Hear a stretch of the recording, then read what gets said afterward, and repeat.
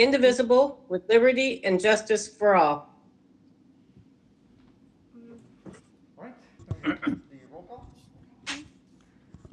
Councillor Cornwell, Present. Councillor Cabrales, Here. Councillor Carney, Here. Councillor Ellsworth, Here? Councillor Schaub, Here? Councillor Morris, I'm here. Mayor Swenson. Present. Okay, we're going to begin this day with this meeting by thanking our outgoing city councilors. And so I will start that, and I will invite each and any of you who would like to say a word about them as well. And then we'll give. Mayor, we can barely hear you.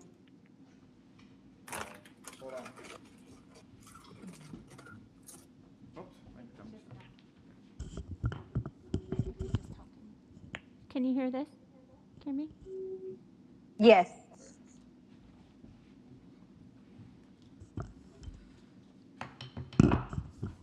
All right, thanks. So we'll begin by honoring our outgoing city council members, and I have a few words to say, and we'll invite other city councilors to say some nice words about them if you'd like, and then I'd like to invite Eric and Lisa to say a few words if they would like as well.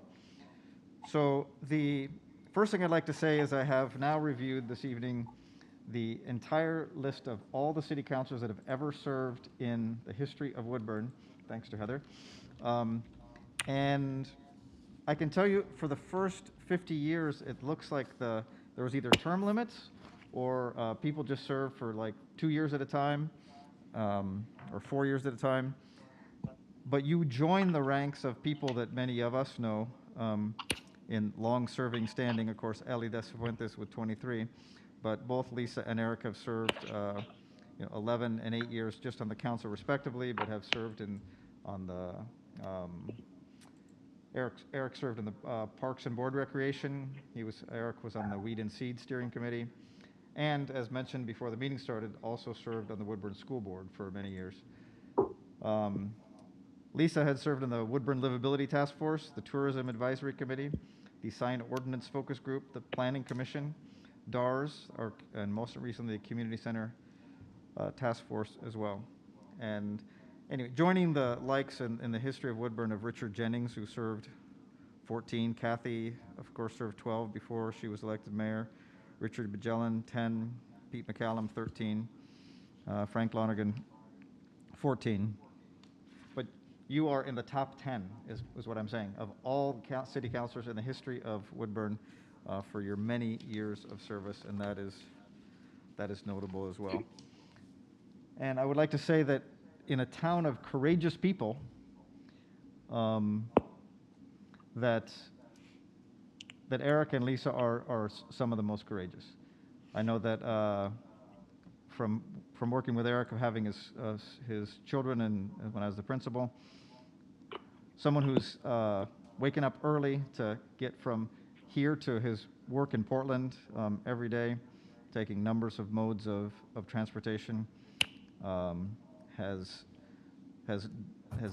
and the people I've talked to when I've asked about good things to say about Eric, where courage came to the forefront every time, and continuing to serve. On top of that, continuing to serve on the school board and the city council, and of course his children that I've mentioned before.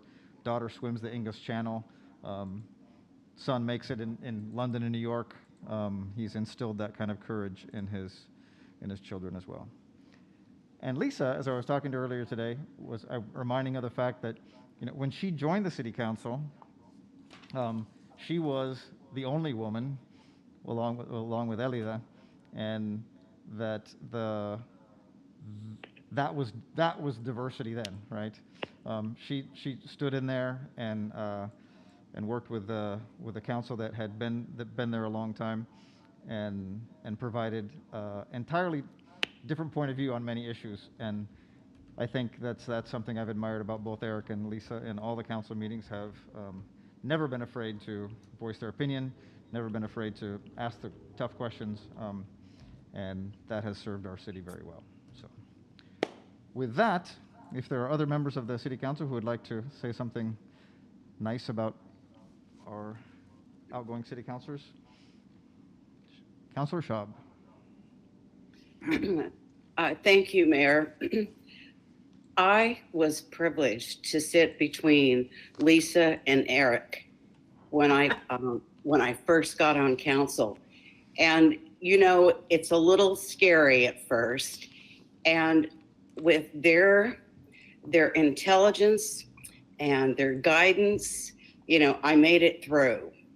It has been such a pleasure serving with each of them. And I acknowledge, as Mayor Swenson just said, all of the many, many years, 20 years at least, of volunteer work that you've done for the city. And it's very much appreciated. I hope you'll keep volunteering because we need you, and it's in your blood. Anyway, I just want to say thank you so much for serving. Thank you, Sharon. Any other councilors who would like to pay their respects? Thank you. I just wanted to say thank you both so much. You know, for my first year being on council, I really appreciated everything, especially you, Lisa, reaching out to me when things, you know, were going on and stuff. So thank you both. Councilor You're Cornwell? welcome.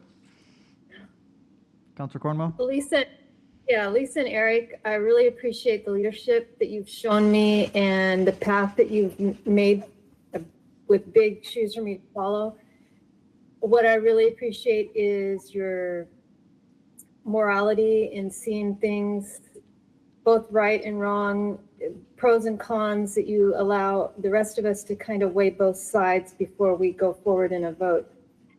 I also really appreciate both of your senses of humor. You always are able to bring some levity to situations, and I'm going to miss that. And hopefully, as Sharon said, you'll stay involved with the city politics and maybe come back for another run. I'd really love to work with you more.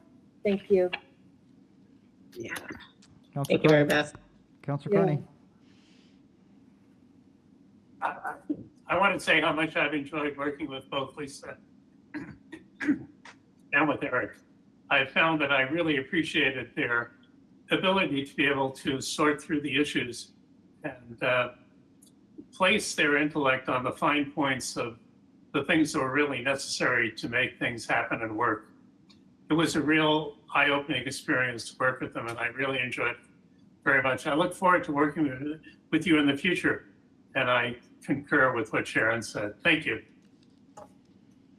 Thank you, Rob. All right.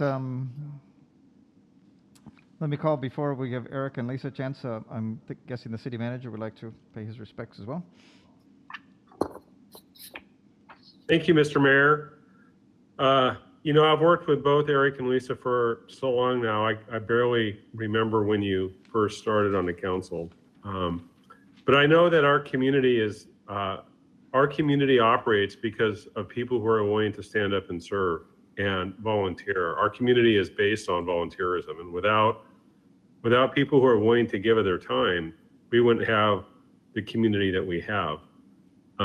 And you're a big part of that. You've done some good work. And I know that when people commit to volunteer, that life continues to happen, and that both of you have stood up and given, even when it was difficult for you because of things that were happening in your personal life, as life does happen. And that really is why giving of time is so valuable, and the commitment that you've made to the city is so treasured. So I want to just thank both of you for what you've given, and I really appreciate the fact that you've never hesitated to call me, give me your opinion. Lisa never held back, and I do appreciate that from you so much. I think we're all better for it. So I wish you both the best of luck in your endeavors, and I know I'll see you around. But again, thank you so much for being on the council and being part of our team. Thanks, Scott. All right, Eric, would you like to share your thoughts? Sure. When people are paying their respects, I feel like we're at a funeral. It's a little daunting, to say the least. I really appreciate the comments. Mr. Mayor, I appreciate you reading the list of people who had been on the council, and I'm honored to have served with several of those people when I first started out back in the day. And I think to echo Scott's comments, the community needs people to volunteer. And that's what I was able to do, is volunteer some time and hopefully be a part of the community through this process. But, Ben and Allie are stepping in, which is great, because more people, everybody's happy to complain about things, but very few people are willing to step up and actually serve in these type of positions. I definitely got more from my time serving than I gave. At least that's how I feel about it. I've learned so much over the years, and really, as I step away from it, feel like I just got so much from it that I don't think I could ever give back enough time to make up for what I've learned through the process. So thank you for the council members serving today and the new council members coming on board. I appreciate the comments. And yeah, I'll be around. I don't know if I'm going to jump back into politics really soon, anytime soon, because it's time to find some other ways to give back to the community.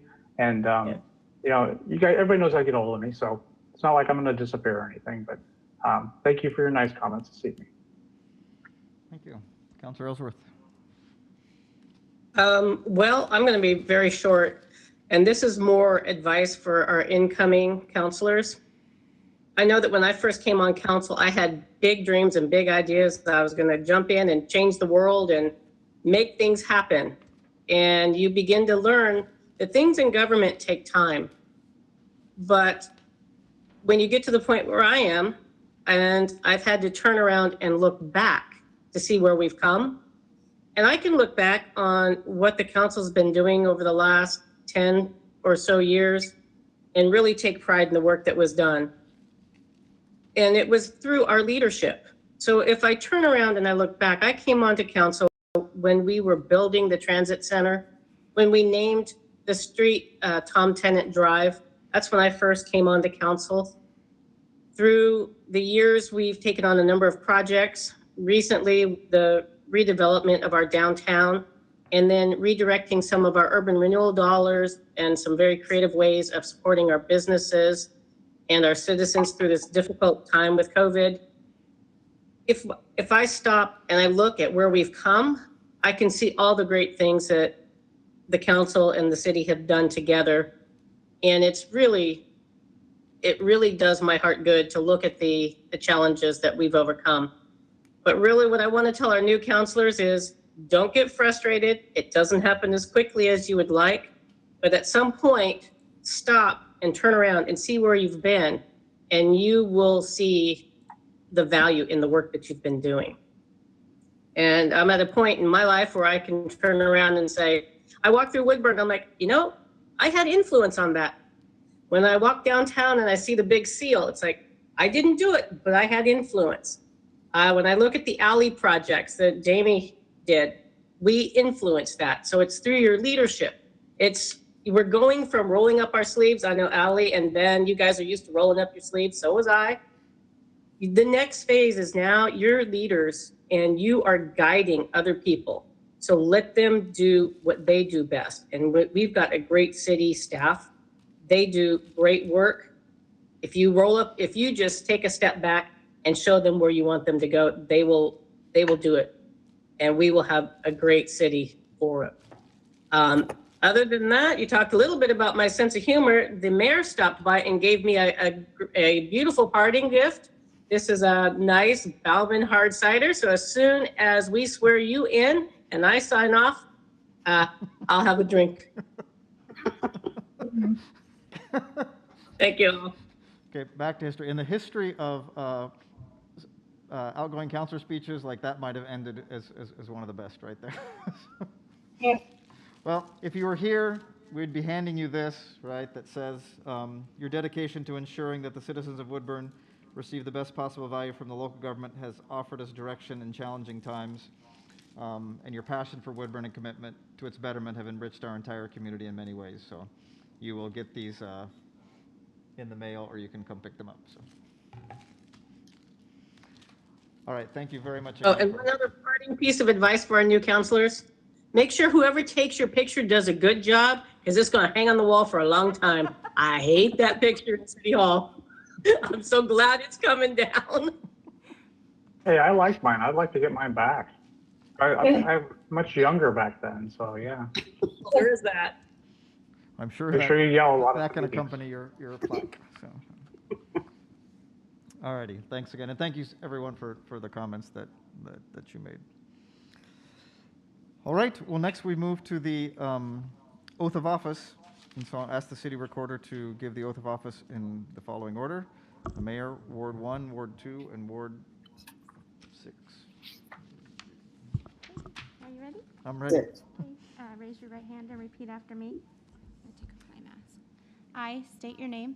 I, Eric Swenson, Do solemnly swear that I will support the Constitution of the United States do solemnly swear that I will support the Constitution of the United States and of the State of Oregon, and of the State of Oregon, uphold the Charter and ordinances of the city, uphold the Charter and ordinances of the city, and that I will, to the best of my ability, and that I will, to the best of my ability, faithfully perform the duties of mayor during my continuance therein, faithfully perform the duties of mayor during my continuance therein, and this I do affirm under the pains and penalties of perjury. and this I do affirm under the pains and penalties of perjury.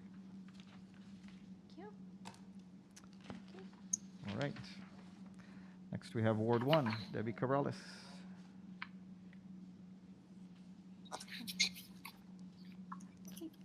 Raise your right hand and repeat after me. I state your name. I, Debbie Cabrales, Do solemnly swear that I will support the do sol- Constitution of the Sorry. United States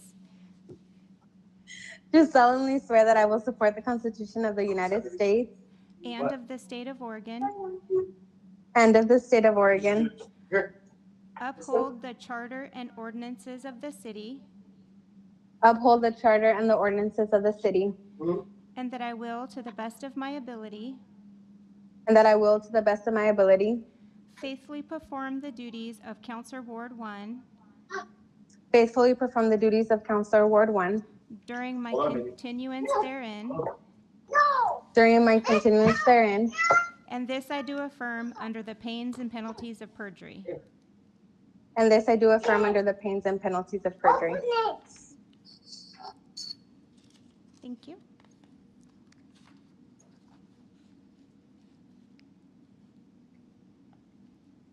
All right. Next, we have Counselor from Ward 2, Alice Swenson. Okay, raise your right hand and repeat after me.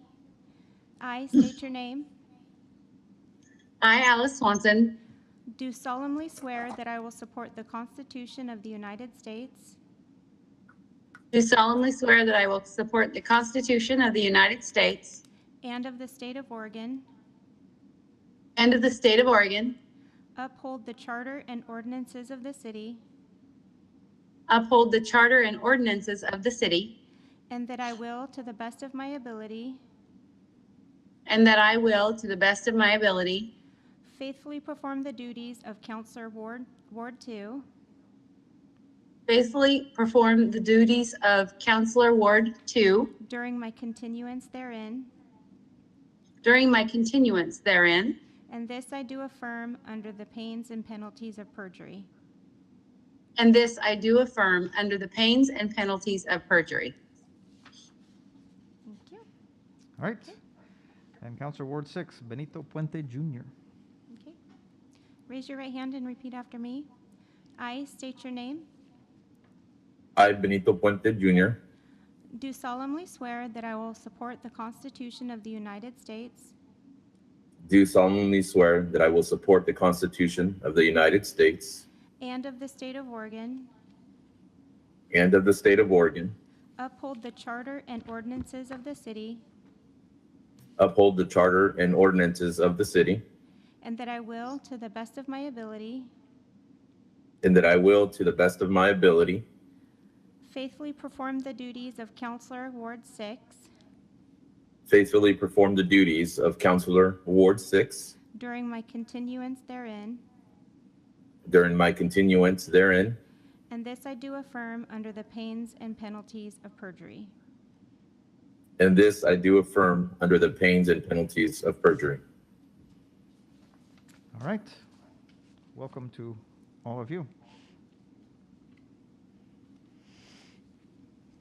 We're not going to say anything about you until you leave and how many of years you serve. So the next item on the agenda is the election of council president. And you all have received an email from Heather where you now you may vote and send that back. If you're having trouble like with the format, Heather says you can just email Heather right now with your choice for council president. So I almost feel like I should play the Jeopardy music right now if I were doing it, but I don't have any Jeopardy. Mr. Mayor, Yes. I just noticed that on my email, what I had to actually do was I actually place an X on there. I couldn't just choose the logo. I actually had to put an X on the line that I wanted. Okay. So the others might want to think about that. Affirmative, Counselor Carney. That's exactly what I did. I just put an X beside the Next fabulous choice I made. Great minds think alike. Let's hope we're setting precedent with the greatness, not the alikeness. This is starting off well.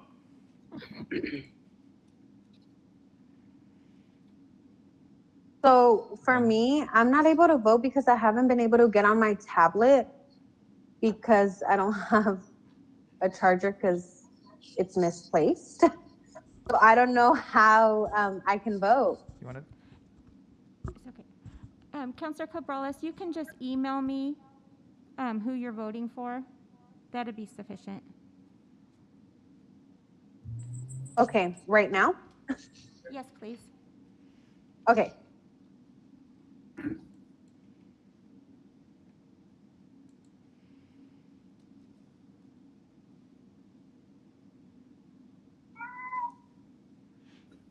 Heather, it's Mary Beth. Could you please confirm that you received an email from me? I have. Thank you. Thank you.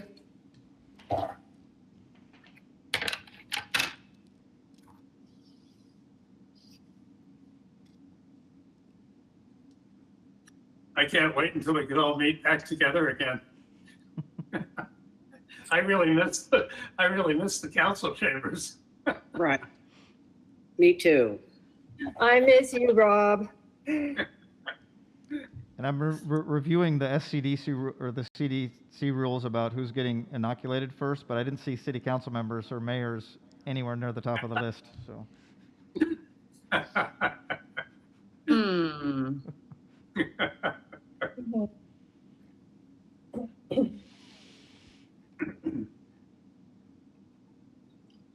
Come here, baby.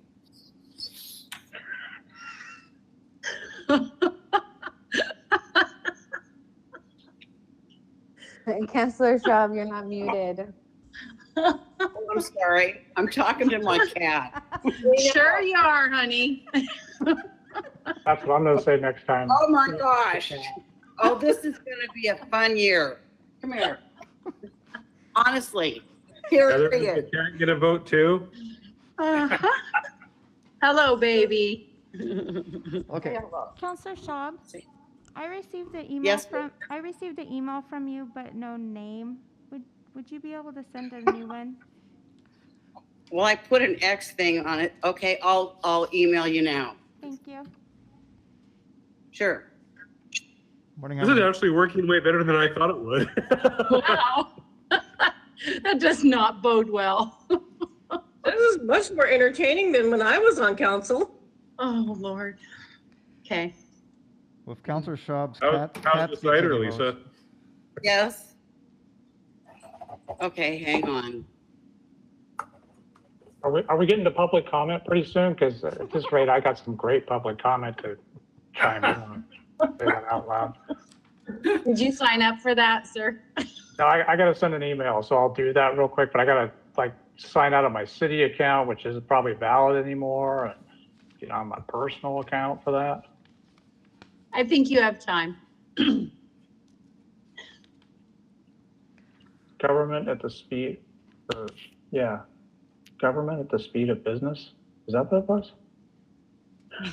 Or vice versa? I think you meant government at the speed of paint. Paint, yes, or grass. Yeah. I would Well, just just wait recommend. for comments on grass come up. You Just will be what- dealing with grass soon enough. And Lisa was talking about things to remember. It's always helpful to yell in meetings. I always found that helpful. That just if you have a question, yell it. That really gets your point across better. It makes the meetings more flowing and easy to get along. That's great advice. Scott will back me up on that. Great. I heard you. I heard you. I wasn't talking about little kids. I was talking about like counselors. That's what I'm saying. Thank you, Councilor Schaub. Okay, Okay. I've received all the votes.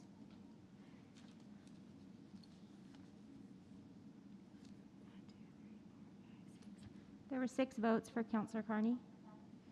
All right. I don't, Woohoo! If I can gavel that, but welcome, Council. Thank you very much. Council Carney to a second term as Council President. Thank you very much. I'll do the very best I can to support the mayor. Okay, we're going to begin with announcements. Holiday closures. City Hall will be closed beginning at noon on December 24th and will reopen for regular business hours on December 28th. The library will be open from 10 to 2 on December 24th for curbside material pickup and drop-off only, and closed on December 25th. Transit services will be closed December 25th. And on New Year's, City Hall, the library, and transit service will be all closed all day on January 1st. All right, we have 3 presentations, an audit, emergency business assistance program, and COVID-19, and we are going to start with a presentation about our audit.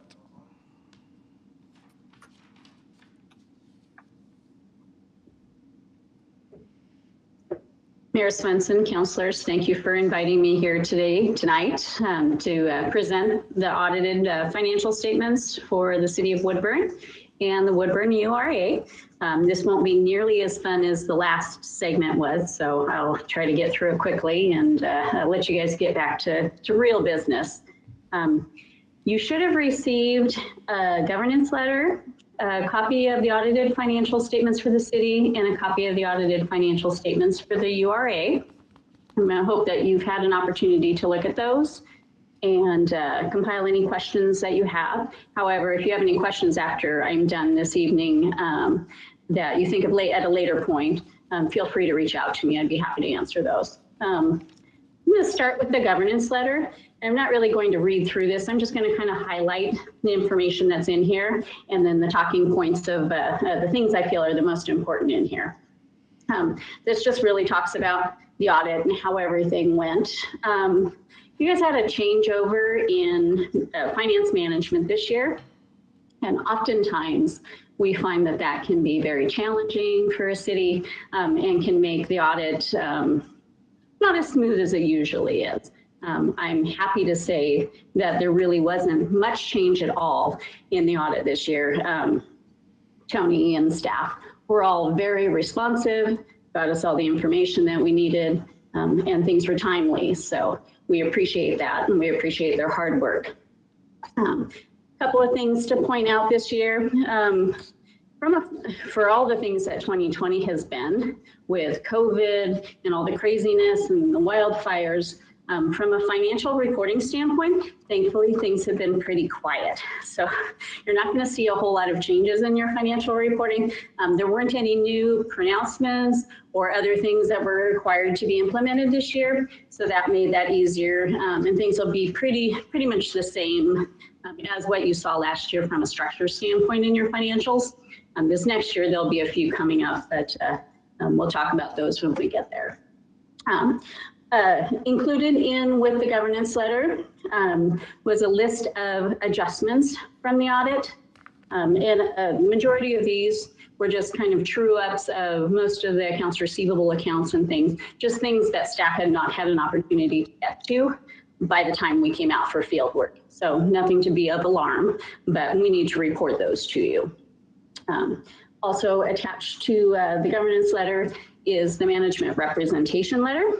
And that letter just is management's assertion that they provided us all the information we needed, and that all of the answers were truthful, all of the stuff we need to know in order to be able to report on your financial statements was provided and accurate.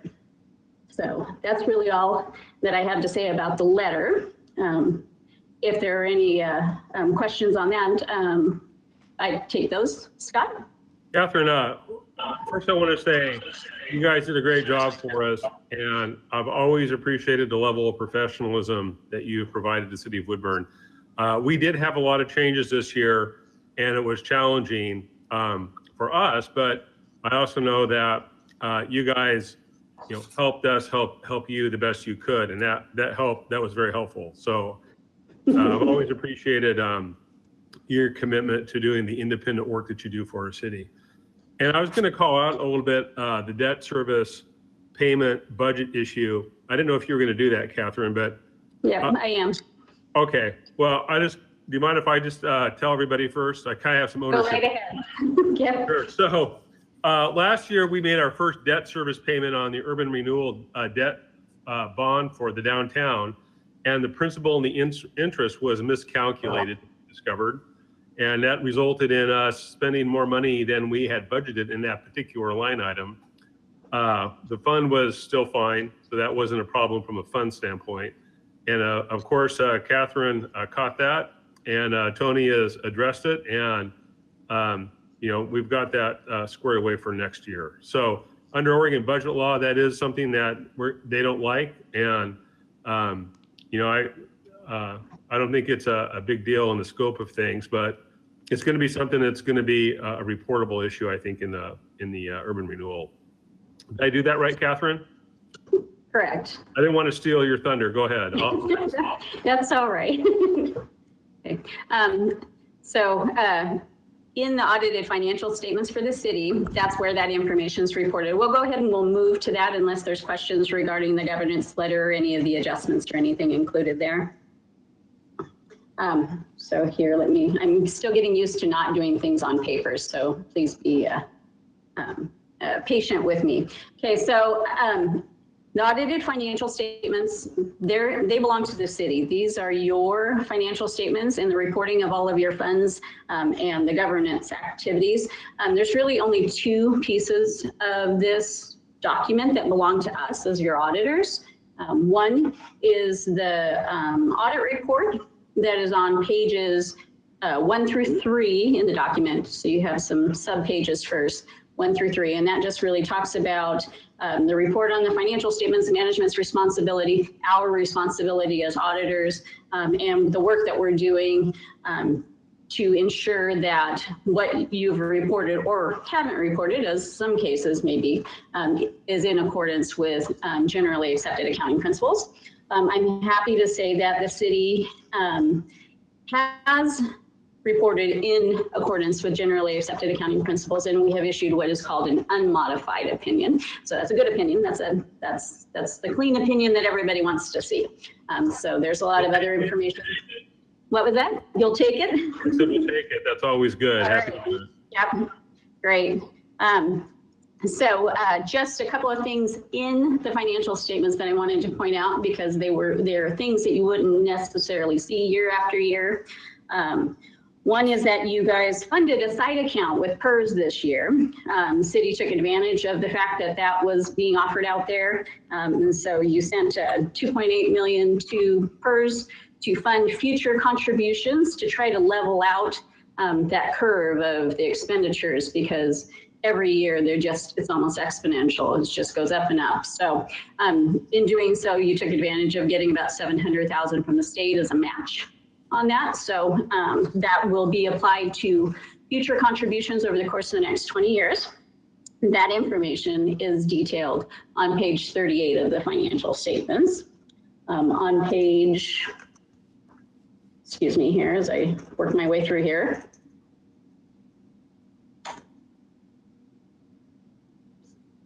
One too many.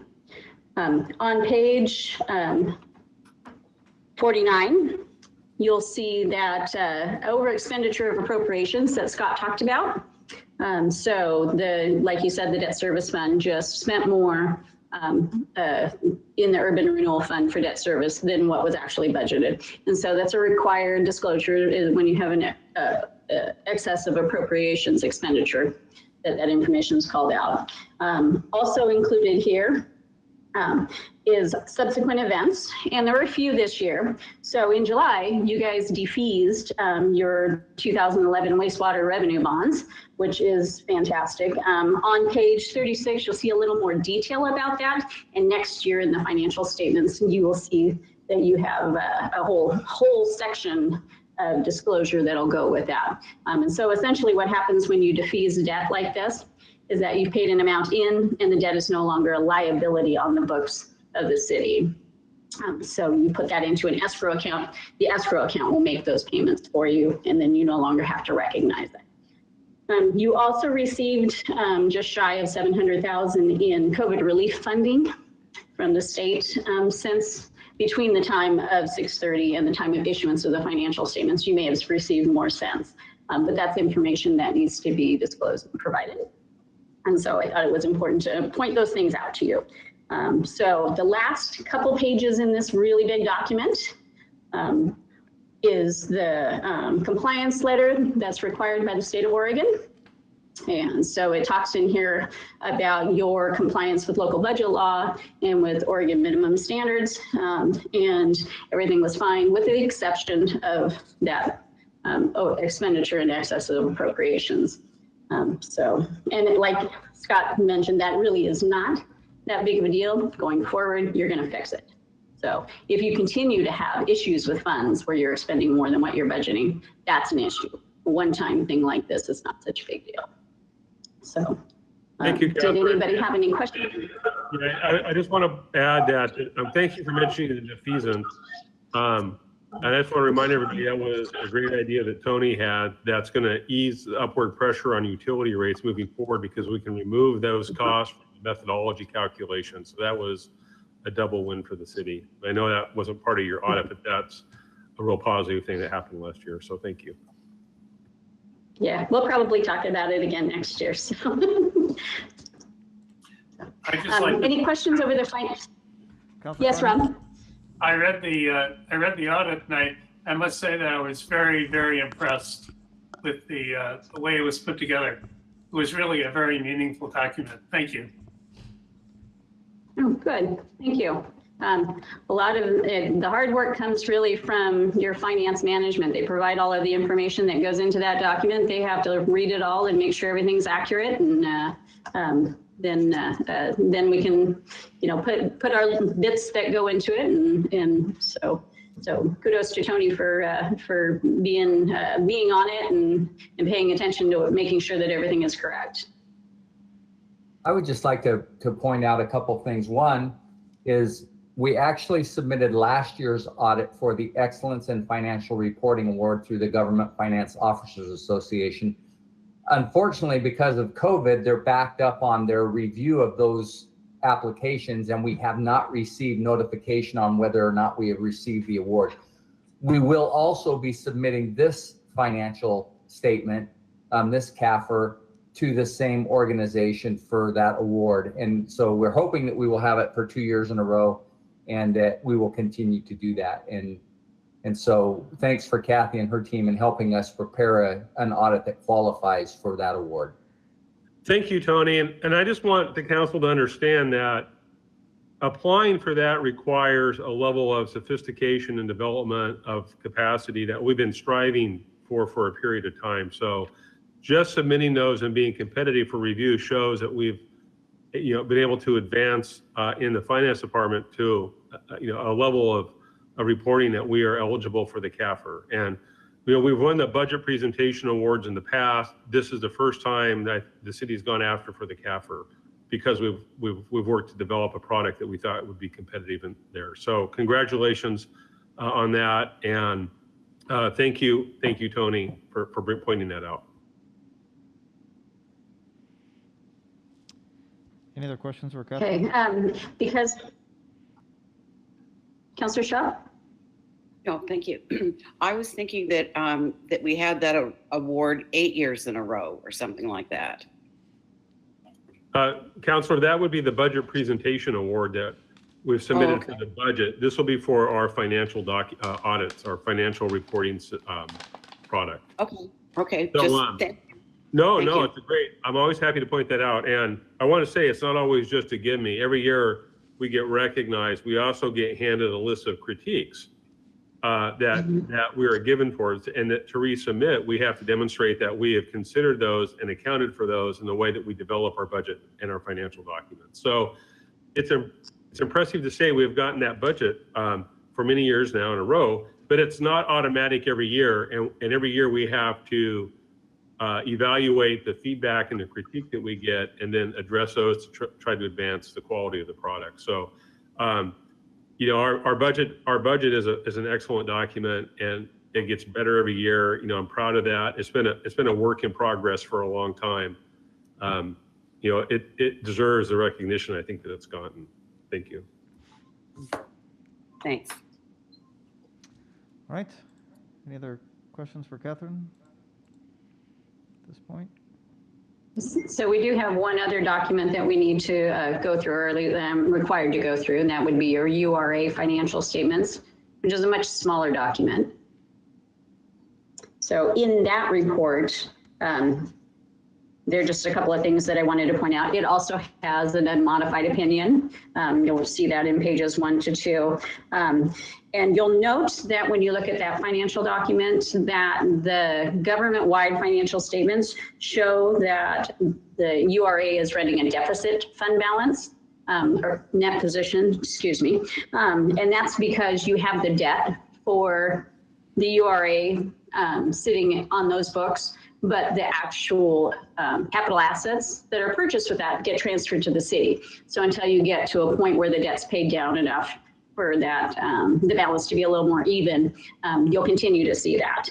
And then again in there, you'll see that there's the over expenditure of appropriations, since it was the URA fund that had the issues. So that's really all I had to mention about that report. Catherine, because we've got new city councilors, I'll point out that urban renewal is a debt instrument under Oregon statute. It is designed to carry debt. So the fact that it shows that there's a debt being carried there is a success of the program as it's designed to operate.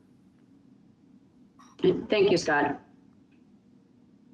All right, and that is everything I have for you this evening. If anybody has any other questions. Anyone? Thank you, Catherine. And again, kudos to Tony for coming in midstream and doing such a bang-up job with our budget. Yeah. All righty. Thank you. Next, we have our Emergency Business Assistance Program presentation.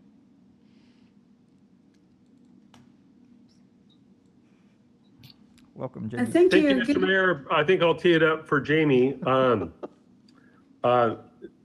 We got a few questions out of some of the financial documents that we provide on a monthly basis to the City Council, the Budget Committee, about sort of where we stand in terms of the distribution of money. And so, particular to businesses' assistance to COVID, people were looking at some of those dollar amounts. And so, I just thought it would be a good opportunity to provide the City Council with an update about the program, where the dollars are coming from, where they've gone up to date. So I've asked Jamie to give us an update. Thank you. Thanks, Jamie. Thanks, Scott. Good evening, Mr. Mayor, City Councilors. It's great to be able to share this great effort that we've been putting forth through these tough times for our business community. Again, as Scott said, this has been an opportunity for city staff to work with our business community, and we wanted an opportunity to share it with our elected officials, such as yourself. Before I kind of go through some of them, I want you to know this has been a really amazing team effort with multiple departments at the city. It's gone through our AcDev department, our finance department, our legal department, our community services. We've all just collaborated and been able to reach out and provide some great assistance to our businesses in our community and our nonprofits, and that, of course, with the guidance of Scott and yourself. So just to kind of share some of the information with you, if I can get my buttons to work. How do I make it go?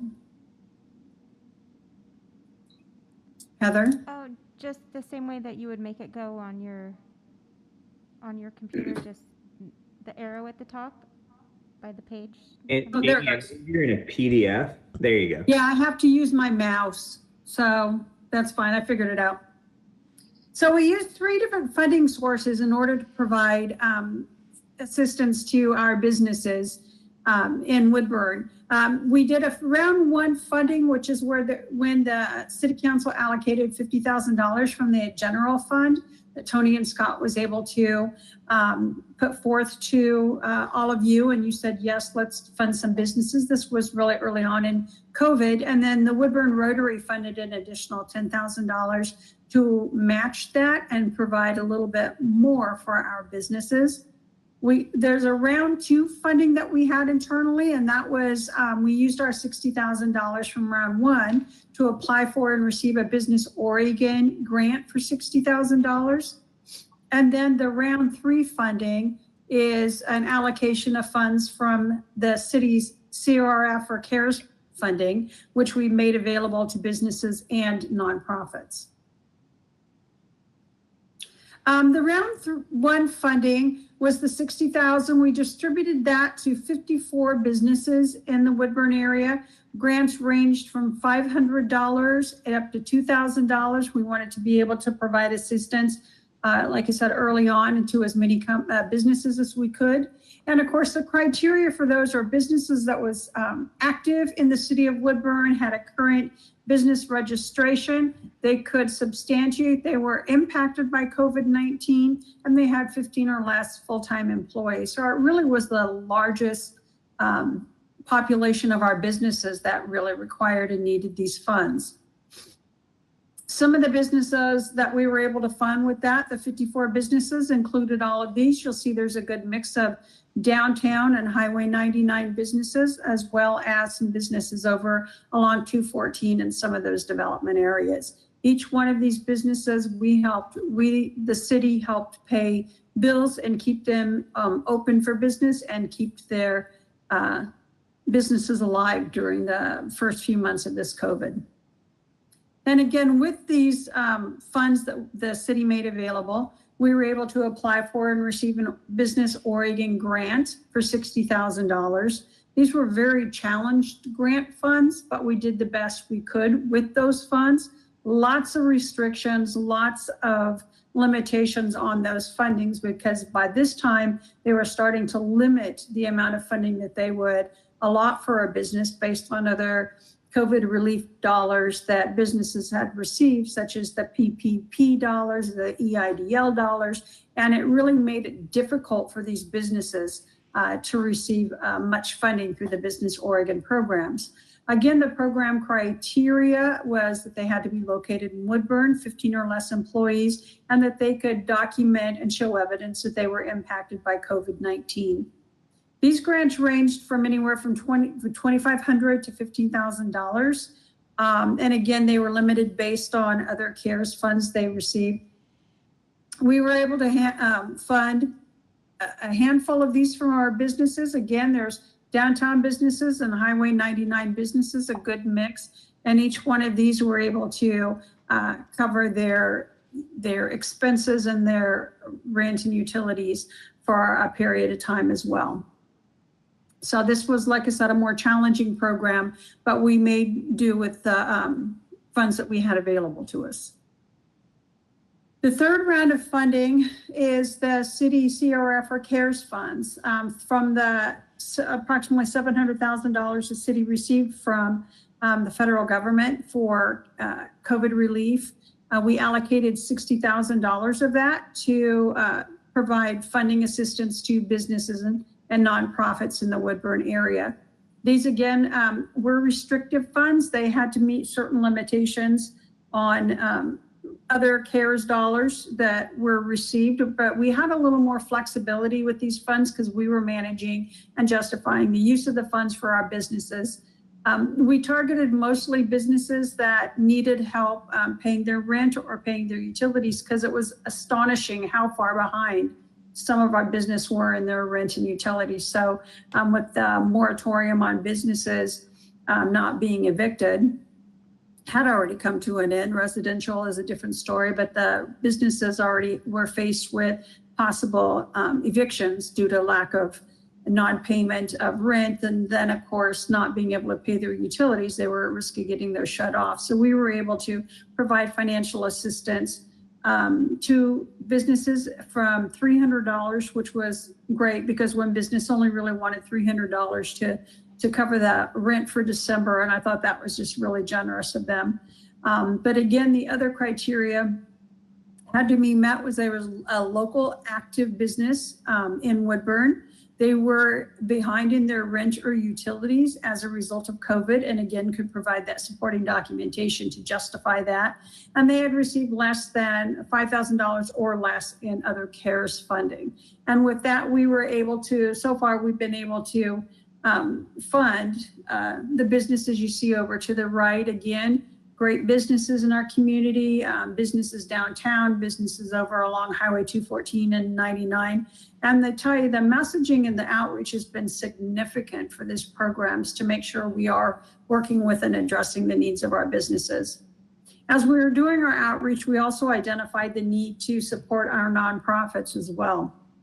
Some of our nonprofits had received funding or funding assistance by city staff, but there was 2 programs that had not received previous CARES Act funding that really needed to provide those services to our Woodburn residents and businesses.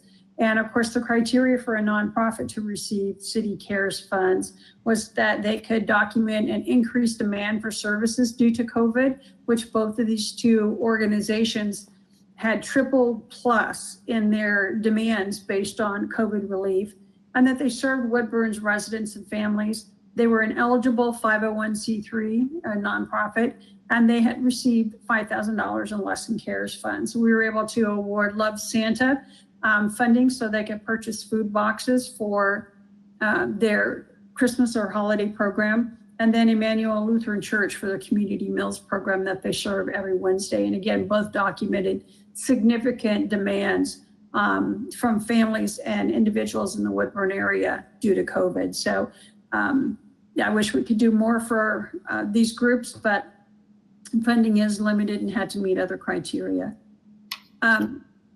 We have until December 30th to spend the remaining CARES dollars. We have approximately $10,000 left of those funds to spend. We're still actively marketing it. We'll accept applications for assistance through the end of this week. And then of course we need to reallocate and redistribute the funds.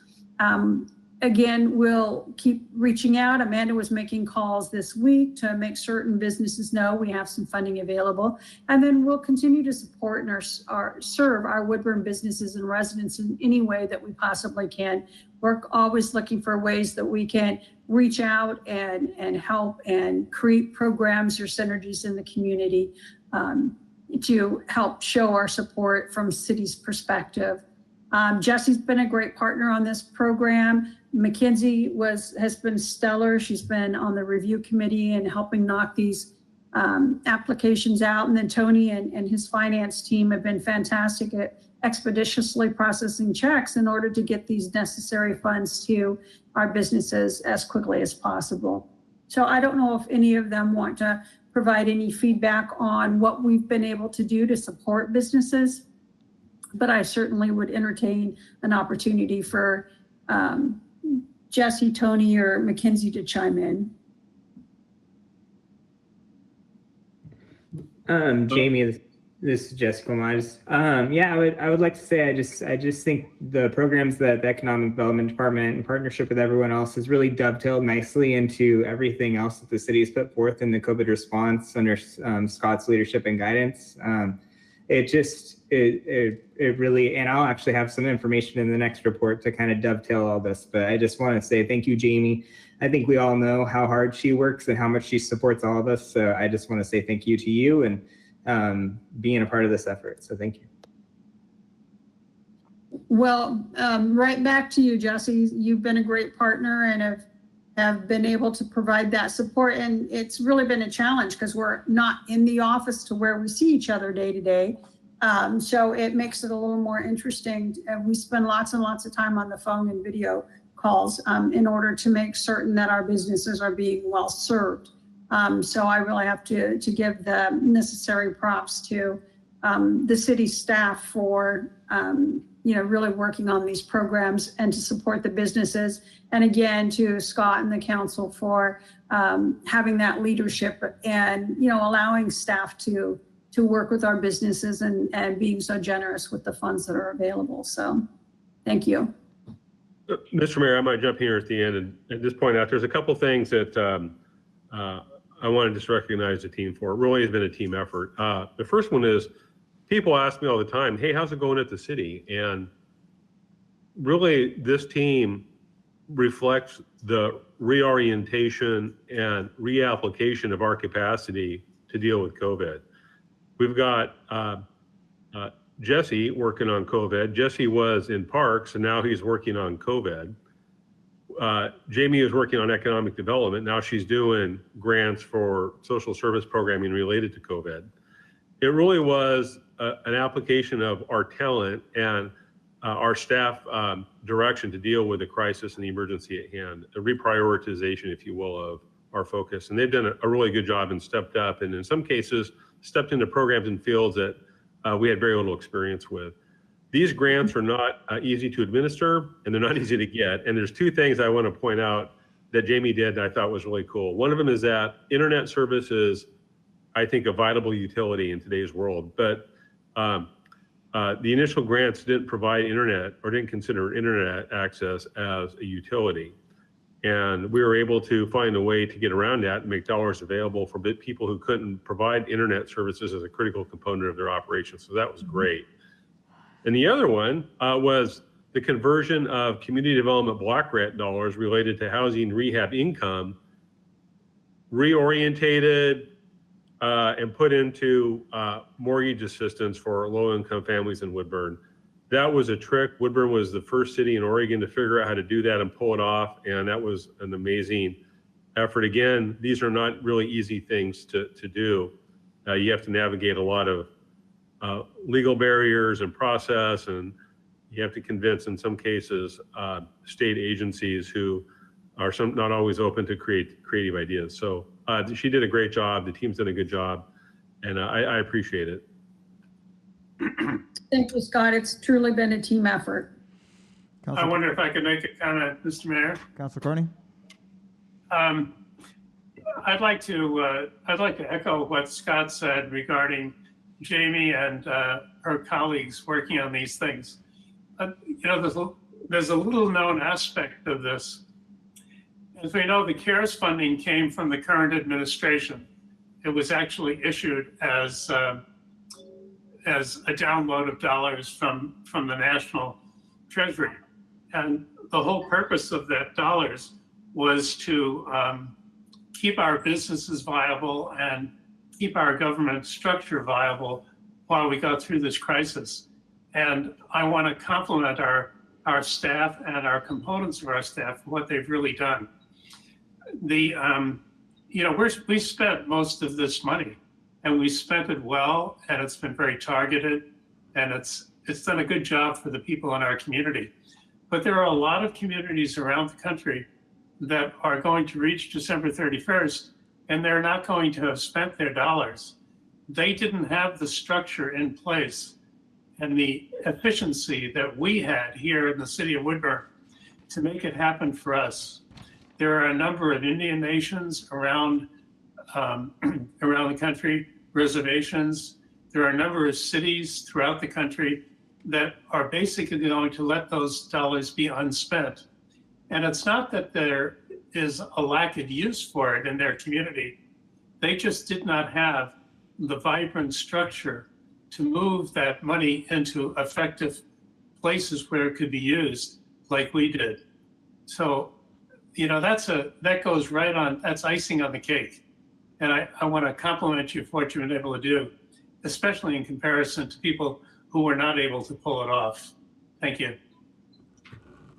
Thank you. Thank you, Councilor Carney. Councilor Shub? Yes, I certainly echo Councilor Carney's comments. And that was one of the questions that I had asked Scott about, you know, just wanting to know so I could tell my constituents where our federal CARES money and some of the other COVID money that was able to come into the city due to all the work from Jamie and Jesse and the finance department. I'll tell you, when the other counselor said that we have a fantastic staff, that is true. And so, like I say, I echo all of Councilor Carney's words, and thank you. Thank you, Councilor. All right. Anyone else? Well, I'll wrap up. I said something like this, you know, before when we've had these reports, but when I was peering into the long list of businesses that we helped, and it's always the look in the eyes, right? So, you know, at the beginning of this crisis, when I was visiting businesses, there was the scared look, I could say, and then the look of thankfulness, right? So, I mean, so many of those we're so thankful when I would stop by and say, no, like Jamie and Amanda, like they were right there with me, or like, no, I'm not sure quite about this, and then, you know, contacting Jamie and Amanda, and they would be right on it. They would like get a phone call right back to and help people through that. So, and even I was in the office a couple weeks ago when people were coming to get their checks, and the relief that you could feel from our business owners coming to the city, and of course, so many of them showed me their bills, and like Jamie was right, like they were like, you just would be shocked. They were doing everything they could, and they still weren't able to pay rent and lights and things like that. So this really did help like many businesses survive. And I realize our next presentation is about the rise in cases, and we're going to still have to find ways to help our businesses get through this crisis. But amazing work from our city staff to help our own. Thank you. All right. Well, with that, we'll brace ourselves for the next round of our presentation for the COVID. So, Jesse. Absolutely. One moment here. Let me pull up my screen here, share everything correctly. 1 second. Mr. Mayor, while Jesse's pulling that up, I might mention that this presentation is based on a discussion that I had with the mayor last week about what we were doing internally to address COVID, our infection prevention plan that we have for our employees, and just generally the outlook of where we stand with COVID. And we thought it was a good idea that we bring this to the city council so that everybody is kind of up to speed as to what the impact is. And there is an impact for sure, both on internally the operation and I think maybe the outlook when we might be able to resume some normalcy again. But with that, I invited Jesse and Mel, our HR director, to participate in this. Thank you. Well, I apologize for the odd screen. I'm having some trouble showing. And can everyone see this okay? I know it's maybe a little difficult, so I just want to make sure people can see it okay. I'm good. Yeah. Okay. Perfect. So yeah, to Scott's point, well, just for the council, new councilors we have on board, my name is Jesse Cuomo. I'm the Recreation and Parks Manager for the city, and I was appointed to be the manager of the COVID-19 public response team at the end of April. So we've been working on that diligently since. And then I'm also joined with our fabulous HR Director, Mel Gregg. So we're gonna do a little back and forth here. I'm gonna line us up kind of where we're currently at, just kind of a basic high level overview of where we're at in the way of COVID-19 and there we go, COVID-19 and the kind of state outlook. So I first wanted to start, there we go, there's just a delay. So as of December 3rd, there was a new kind of system put in place in which businesses and kind of all of our opening metrics or disease metrics were kind of laid under. And hopefully this ends the revolving door of new ways of kind of going about things. There was many different iterations as Oregon Health Authority and our governor were navigating this, which were, at times very frustrating to us as staff, but let alone if you're a business trying to follow all these ins and outs. And so this is the most updated as of December 3rd, like I said, kind of metrics and categories in which folks fall into. So you fall under, there's two different categories in which you're asked to meet to fall in these categories. So you have a rate of COVID-19 cases per 100,000 over the case of 14 days. And then in addition to your test positivity over the course of 14 days. And so unfortunately for Marion County, as you can see below the table there's a white table and the small, and you can see that we are both in the most recent data showed that we are in extreme risk, not only for test positivity, but also for cases per 100,000. We're showing 580.3 cases per 100,000 cases, and then we are at 12.3%. And really, what does that mean to us? That will kind of puts us this next one kind of puts us in perspective as a statewide level. There's currently 30 different counties that are in the higher risk or extreme risk categories based on their metrics. And so hopefully these metrics allow us to have some targets in which some goals to reach as a community moving forward.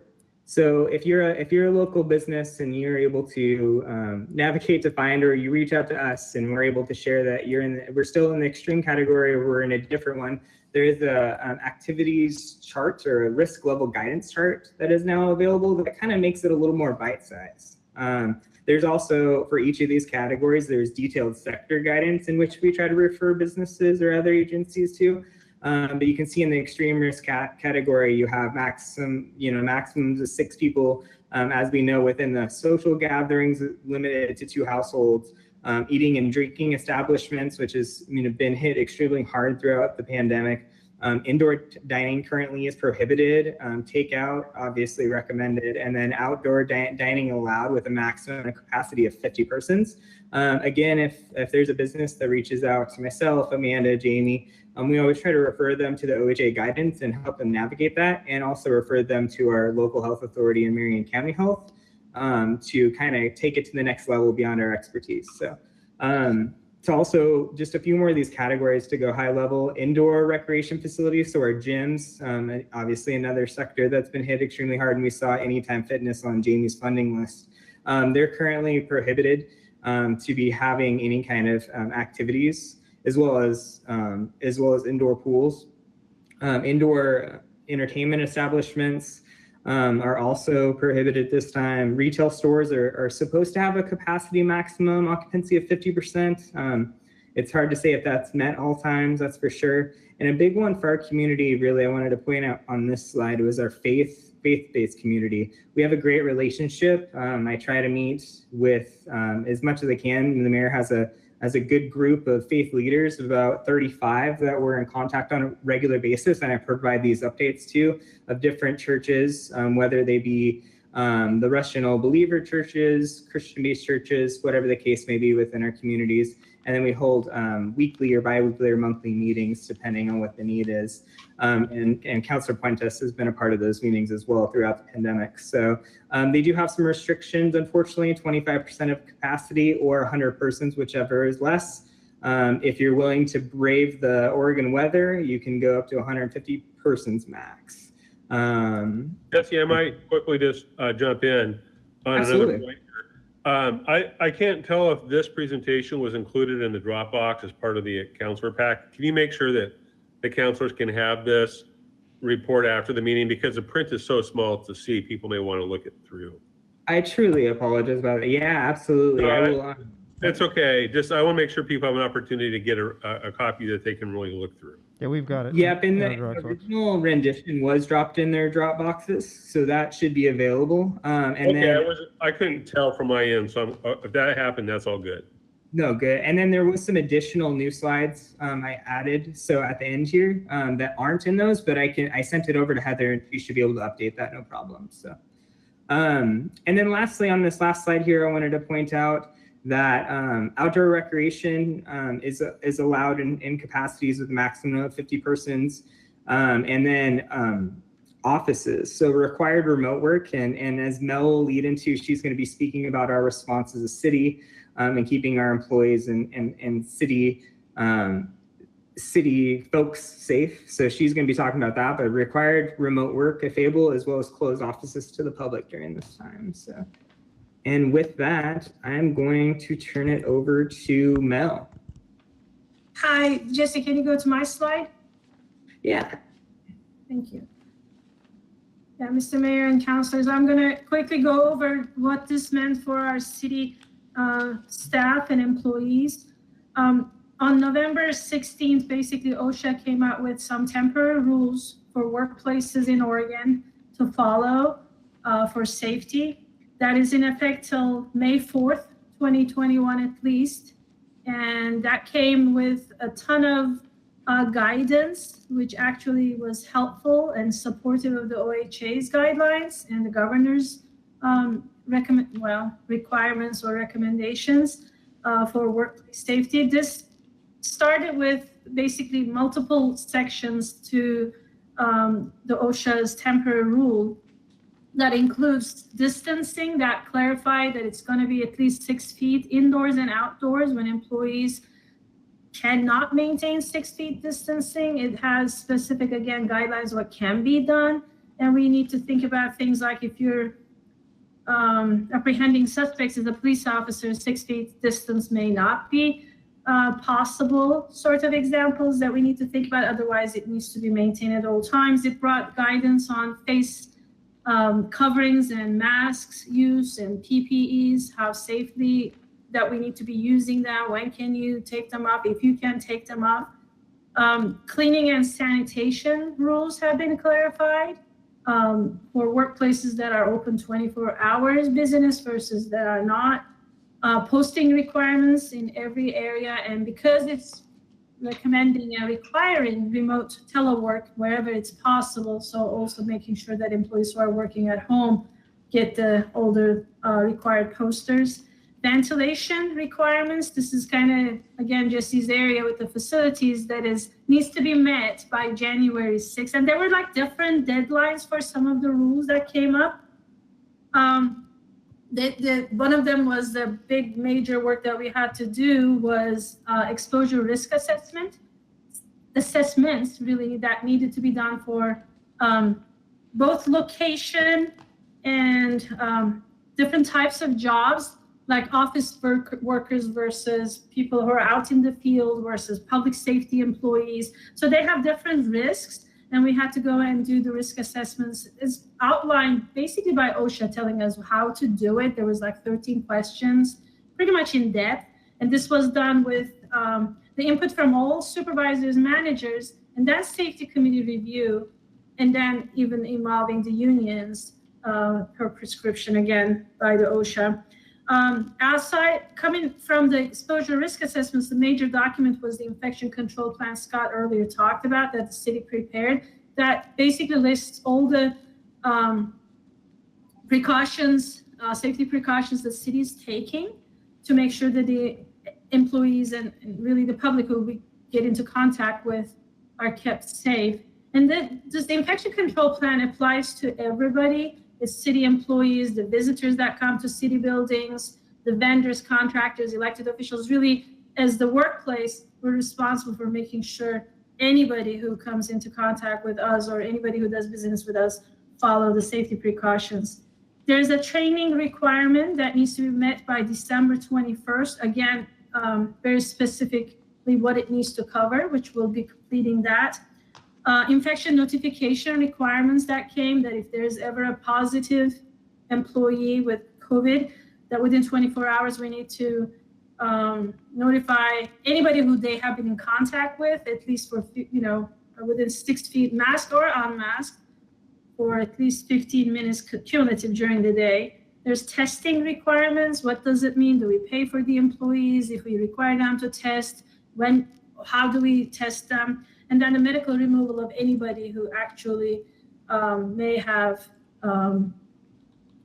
positive COVID or presumed positive COVID. So this was a big work, and everybody in the city got participated. Like I said, not just managers and supervisors, but our safety committee employees, people who are on the, with the boots on the ground, and really whipped us together. This was due December 6th, and we had like maybe 10 days to complete all this work. So I'm very, very proud of everybody pulling together. I swear, I think it was like 9 o'clock. We were still texting each other, Jesse and I, finishing the document with Heather. So on that end, from the city's perspective, I think we've been doing really good. We had some testing done with employees who had exposure off or on the job. But so far, knock on wood, we had only one positive employee who had exposure outside the workplace. Anybody this employee had contact with in the workplace have been tested a couple times, and they have not gotten the COVID, which means that we're really following both sanitation, distancing, face covering recommendations really well. That means that it worked. That even though they did work a couple days together with an employee who was possibly contagious, it's hard to know before they start showing symptoms, and nothing happened. So we're very, very happy with that. Scott, do you want me to go over anything else? I think that. In Woodburn, we have such a variety of different types of positions, and we're in the people business. We've got evidence technicians to park maintenance workers to CPAs, and every one of those jobs had to be looked at. And Correct. This team did a good job at evaluating that, finding a way that work could continue, working with our collective bargaining units, our labor unions, our unrepresented staff, our safety committee. Surprisingly, it went really well. I mean, everybody is very committed to trying to stay healthy. And oddly enough, I was going to mention this. Mel does hear concerns and does take calls of people complaining about COVID compliance, but it's from the public. Mel fields calls from the public. Our constituents are paying attention to what the city is doing. And so I do get it. Yes, I get calls from citizens who say, hey, I saw a public works employee driving in a truck without wearing a mask. And part of it is because the public doesn't always understand what the rules are. And if an employee is driving alone in a truck or a car, they don't have to wear a mask, but they hear like, oh, you have to wear masks all the time. And I get those calls. Or they've seen two employees, confined space entry. They were standing and they were wearing masks, but they were too close. Were they too close? But you need to also follow the safety rules of someone getting into a confined space. So, but it is they're watching. They are calling me. Our employees also vary from very scared to not so scared. So there's a variety of feelings surrounding this illness, obviously, and anxiety seems to be very prevalent. So I just want to say that too. I think the best part of what has been accomplished here is not only for our employees and the services they provide, we're very vulnerable, and our community is also vulnerable, but we're trying to set an example. We've talked about taking those calls from the public. reaching out. Jesse, were you going to mention the number of touch points that we've had in community outreach? It's an impressive number. Yeah, that'll be the next topic here. So yeah. Okay, well, I won't get ahead of you, but I just thought the council should know we're trying to orientate the organization in a way that we're also trying to walk our talk here a little bit. And we want people with questions about our employees or services. I get a lot of questions about aquatics and the library constantly, but we like those conversations because it helps put accurate information out into the community. And we're trying to model for the business community what we're trying to do and potentially how they could be impacted if they don't. So. And then before I close, I guess from my end, I just want to add that what we're watching right now is for the legislative changes as well. That there's the Families First Coronavirus Response Act, which was basically the paid leave and expanded FEMLA, Family Medical Leave Act, that with a paid aspect to it regarding this disease. They are both about to expire December 31st. So just waiting for any last minute changes that we're going to adapt again and educate our staff and change our systems to make sure that we can follow the new rules. And with the vaccines, obviously, there's new questions. Will it be mandated or not? So those are the things in HR world that I'm trying to keep on top of. So thank you. Any questions for me? I was just going to open up the floor with either of these first two sections. They were kind of dense nuggets. So I wanted to give an opportunity for any questions. All right. Hopefully silence means knowledge has been absorbed. So, Councilor Fuentes, please. Thank you. I had maybe a question on the Oregon Health Authority on the fact of how many, in the constant communication, because I think the thinking as community-wide, the fact of like when we're in extreme, there's a lot of exposure, a lot of COVID, that the contact tracing through OHA could be overwhelming for the workers. And I don't, I'm just, I'm thinking, is that, have you been in contact with OHA and that fact of like making sure that our families are getting the resources?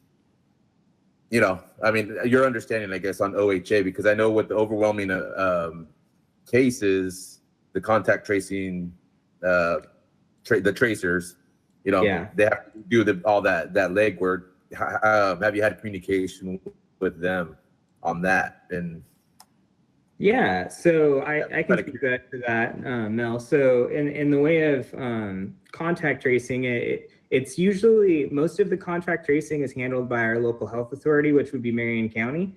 The OHA does provide support when able. I'm going to be completely transparent that many the past several calls that have been on with Marion County, they are struggling to keep up with contact tracing. They have modified their contact tracing process drastically. Initially, in the beginning of the pandemic, people would get multiple calls until contact was made. They would receive a text message as well as a letter. And now it is switched to a much reduced service, which is one call.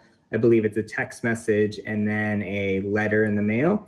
They are asking folks at this point, and this is all due to cases. I believe they have 45 current contact tracers that are working, and so they are asking folks, because they'll receive their results prior to Marion County receiving those results at this point, to please make calls to your close contacts or folks you've been in contact with. So they're calling it do your own contact tracing, do DYOCT or whatever.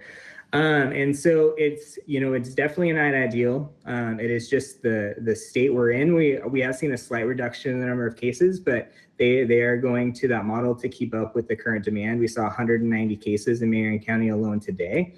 And so those involve contact tracing. Ideally, they're responding once they receive the result. They're getting back to these people within 24 to 48 hours and providing them those resources and education materials, whether it's these are resources in your area to help you with getting through this time and other things. So when we do, we are working, and I'll talk about it here, nonprofits to provide those wraparound services with agencies who are able. But unfortunately, the reality of the situation we're in currently is that the contact tracing is much more limited than it was early on. So. Thank you. Yes. All right. Other questions? Okay, go ahead, Jesse. Sorry about that. I don't know why my slides are not all coming up. This is frustrating. You think you figure it out, and then you don't. All right, so I'm gonna just do this one more time, and I promise I will try not to take up any more time than I need to. I'm just gonna go back to this way because my other chart isn't showing up when I do the full screen for me. So, so I wanted to touch base on 3 areas kind of in close, and I'm more than happy to go into more detail on data if there's questions around that, but I wanted to talk about some of the services or different areas that we've been supporting. And so community funding and COVID-19 funding, I brought this up in a previous council meeting. It might have even been the last meeting. They're all starting to blur together for me, is probably as much as you. And so I wanted to loop back to this. This dovetails nicely to what Jamie was speaking to.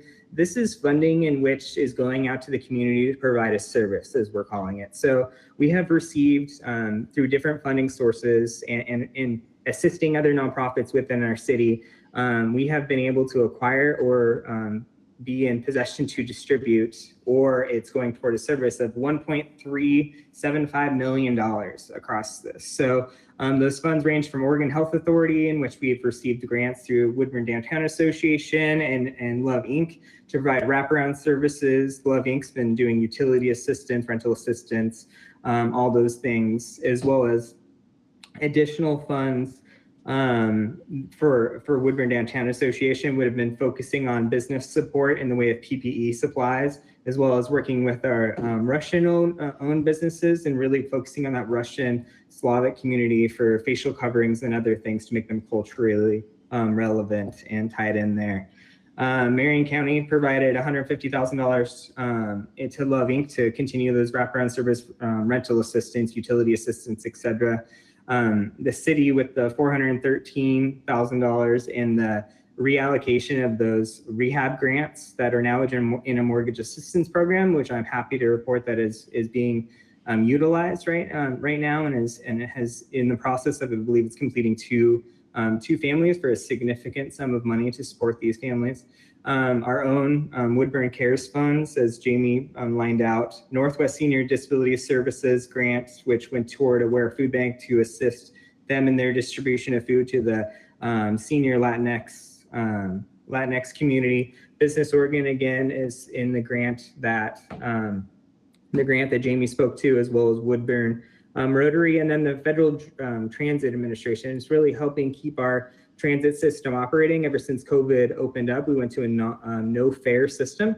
And so these funds, I believe, are going through the end of next year. I could be wrong. I might have to have Mr. Jim Rao correct me on that. But these funds are really going to help keep and create some stability within our transit program. Yeah, you're right, Jesse. This is Jim. We've just received the second round of CARES Act funding for the transit system, and that'll keep us whole through June of 2021. Perfect. Thank you, Jim. I appreciate that. And then I wanted to, really shine some light. I shared this number with Scott last week, and these are what I'm calling media touch points, or points of contact we've had within our community. And this, I put the date in which the team was put together in direction from Scott. And so we've been able to get out over 900,000 pieces of information.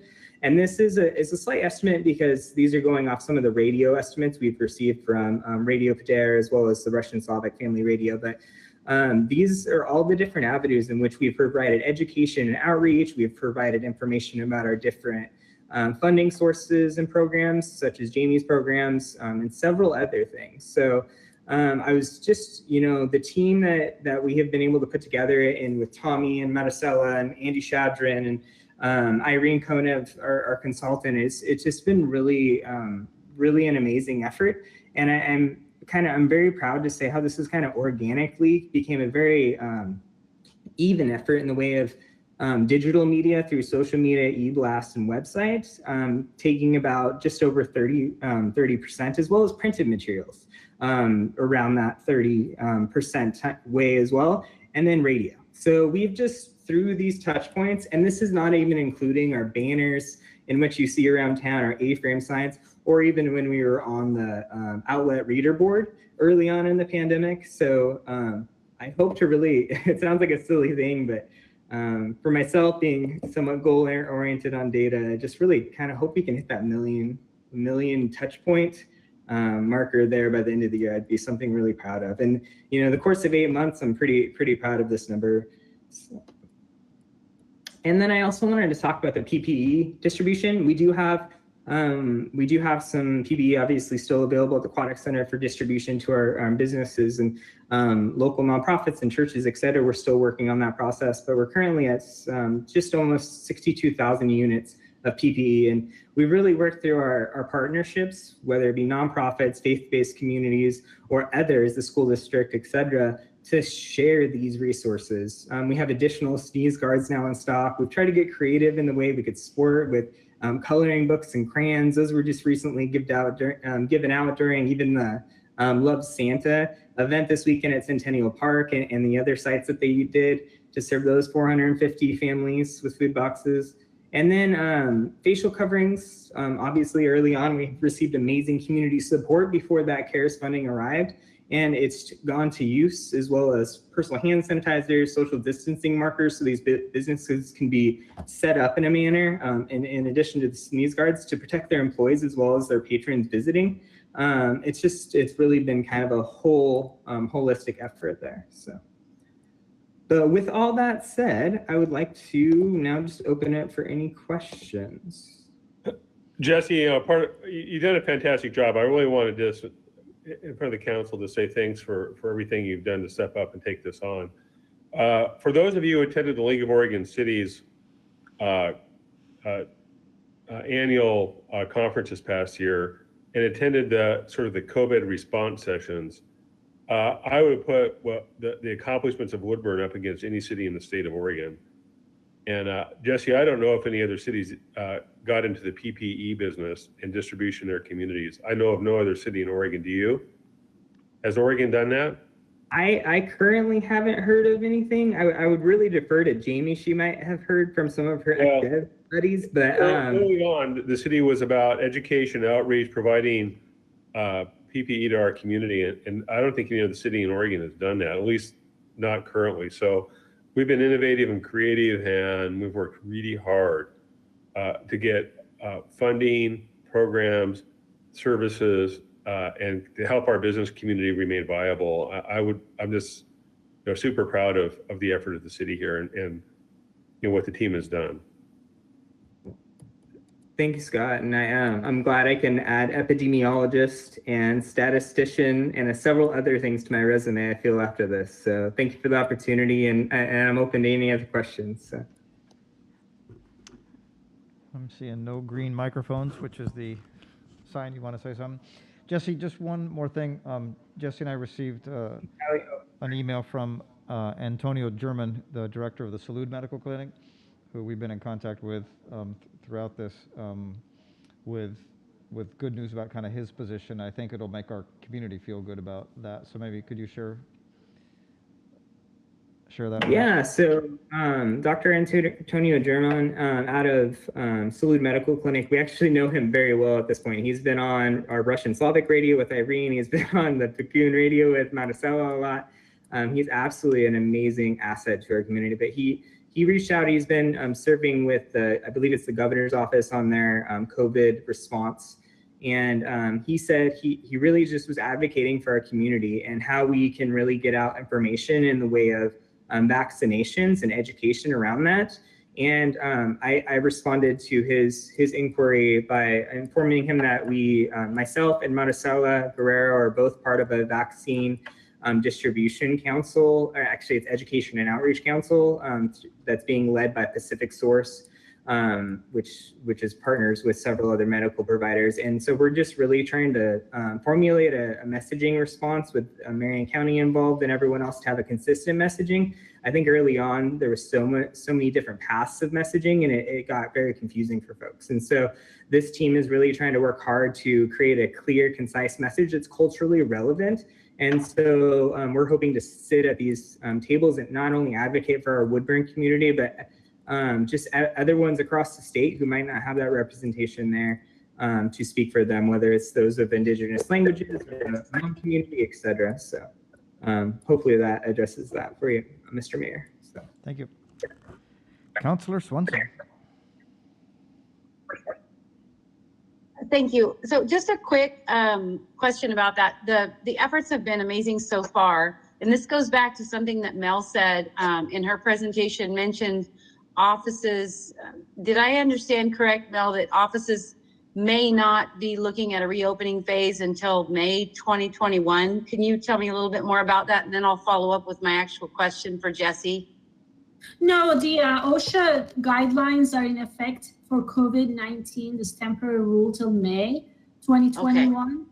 So as long as we are in extreme, for instance, risk group, that we will be following telework guidelines from the Oregon OSHA, or when you are in the job, if you need to distance, the distance is, for instance, the office spaces have been specifically defined as now having 3 door walls and a closed door. So you cannot be alone in your workspace if your door is open without a mask. Even if you're alone in your office, you have to have your mask on if your door is open. So those kind of rules go hand in hand, and with the OHA's grid.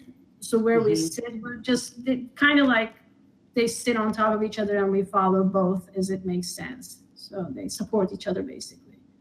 Thank you. That helps a lot. It's not gonna be May. No, hopefully not, right? We all miss each other. Okay, so now I'm ready, Jesse, to give you my question, which is, what is the plan? You talked about having a goal for 1 million hits of points of contact, because obviously, especially in an atmosphere that we're in, people need to know. They need information. They need constantly be educated and brought up to speed. But the numbers at this point aren't on the decline. Do we have a plan of sustainability for continual outreach to our community? And is that feasible? I guess there's my question.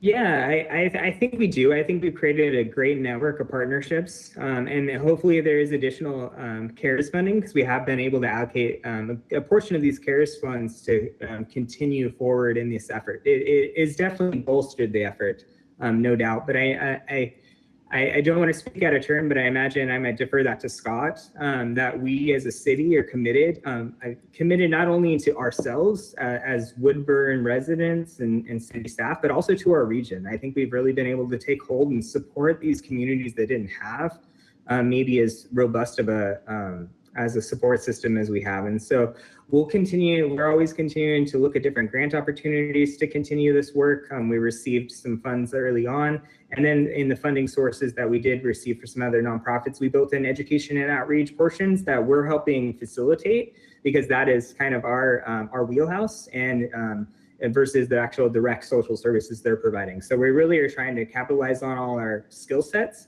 and continue that forward. And I think, in previous conversations with Scott, this is obviously a priority, and it's just coming up with clear messaging and things like that. So to be honest, even radio, Monticello is on there every other week, and that is at no cost to us. That is a great partnership we've built with them.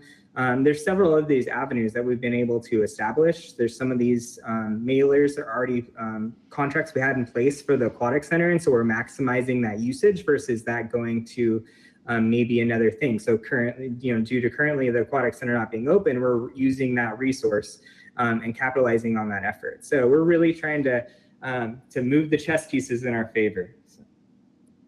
I'll just jump in and say the short answer is yes. As long as our community is under threat, the city is going to do everything we can to respond the best we can. The next big push, I think, from a communication standpoint, is going to be vaccines. And what does it mean? What does it mean from how you conduct your life to what level of threat, and when is vaccine available? How will it be available? It's going to be, I think, a real challenge to communicate what all this means and how to remain safe through the process of vaccines distribution. And nobody really knows yet. Jesse, maybe you do now, but as of last week, there was a lot of speculation about vaccine distribution and sort of timelines because everybody's ready to get back to their life. But honestly, it feels that it looks like that we could be looking into summer or fall before widely available vaccines have been distributed and people have had access to them, people who aren't in priority categories. So, we're kind of looking at a horizon in terms of what the city's focus is going to be pretty intensely. Like you see, we've got all hands on deck here. Probably, we're probably looking into summer and really at best, and maybe fall. Jesse, do you have any more current information than that? No, probably not more than everyone else has. If you follow this, even out of the left corner of your eye, currently we just got our first allocation of vaccines in the state of Oregon as of this morning. There's 147,000 doses that are coming our way, sometimes within the month of December. But those again will be targeted at those tier 1A groups. So it's your health providers, long-term care providers, long-term care residents, et cetera, first responders. And then that's first dose. Both of these current vaccines, whether it's Pfizer or Moderna, are both two vaccine pieces, similar to like our measles and everything else we get, that need to be taken 3 weeks apart. Some just other information while I'm on the topic. Pfizer is a super, or what do they call it, a sub cold storage, which needs, I believe it's -94 degrees in which to be held. And so those, my understanding from OHA and Marion County is that those will be distributed to medical partners first who have that storage. And then the Moderna is more of a standard cold storage with standard refrigeration. And so those will be distributed more widely to other rural areas and things like that. In addition to this, OHA is putting together a vaccine distribution advisory council kind of piece. It was an interesting process compared to most, but I did put in an application to be on that committee to, again, just advocate for our community. It does feel like the BIPOC communities, the Black, Indigenous, people of color communities are going to be a priority in distribution, but I want to make sure, whether it's me or some other representation from the city, that we're at the table if we're invited and can advocate as much as we can for our residents. So. Councilor Swanson? Yeah, one follow-up to that. I appreciate, Jesse, that your hat is in the ring to serve on that. I would, and I don't know if this is an appropriate spot for this, but one of the things that concerns me is our large Slavic population here and their diversity around certain vaccinations and things. And I'm not sure, but this comes a question in my mind as someone who represents this community now, that could come up. And I'm wondering if the city obviously has some foresight about that and has a plan to deal with that. Yeah, so it's a very delicate balance when dealing with cultural values and things like that. We know this, and I'm again sorry about all the committees that we're a part of, but part of that vaccine council, and we also, and Irene Konev, our consultant, we lead a Russian Slavic advisory or a community partnership meeting, which involves some nonprofit partners, as well as Russian Slavic leaders, whether it be from the Robes group or others, to really just try to find ways in which to target our messaging in a way that's culturally relevant. These are long-term things, and to be honest, I'm someone who's a very fast-paced person, as maybe how I talk, but early on, I wanted to stop the pandemic, and Jesse and the city of Woodburn is not going to stop a world pandemic, but I sure felt like I could. And it's getting kind of some health perspective on items, and you're changing cultural values and/or social norms in some communities. And just, I feel what we can do is provide information in a way that's respectful to them and gives them the best opportunity to make the decision that they feel is right. And so that is our goal, is to educate all communities. Our Marshallese communities, our communities of color, our Russian Slavic communities, anyone we can, our senior population, everyone in our city of Woodburn and our surrounding areas, with education that they can process because it wasn't early on people couldn't understand it, as well as give them just an opportunity to make the decision for them and their families. So. Jesse, I'm very disappointed you didn't stop the global pandemic early on. I told Jim he should take off a few points off my annual review, but he was gracious, and I think he gave me a benefit of the doubt. So. Yeah, no Christmas bonus for you. Sorry. I know the other area that Ben has been working with a lot is our indigenous communities as well, with that have a variety of Mayan languages that are that are important to keep reaching out to in all of this as well. So we've done a good job with that. So. All right, thank you so much for all that. Okay, well, next we're gonna move to the. There's no business from the public, I'm assuming. Okay, to our consent agenda, and so the way this works is you can read the items on the consent agenda that we'll hear from the city recorder first. The item on the consent agenda are as follows. Woodburn City Council meeting minutes of November 23rd, 2020. Acceptance of a public utility easement at 591 Gatch Street, Woodburn, Oregon 97071. Liquor license application for Las Islas. Certified election results, the November 3rd, 2020 general election. Building activity for November 2020, and crime statistics through October 2020.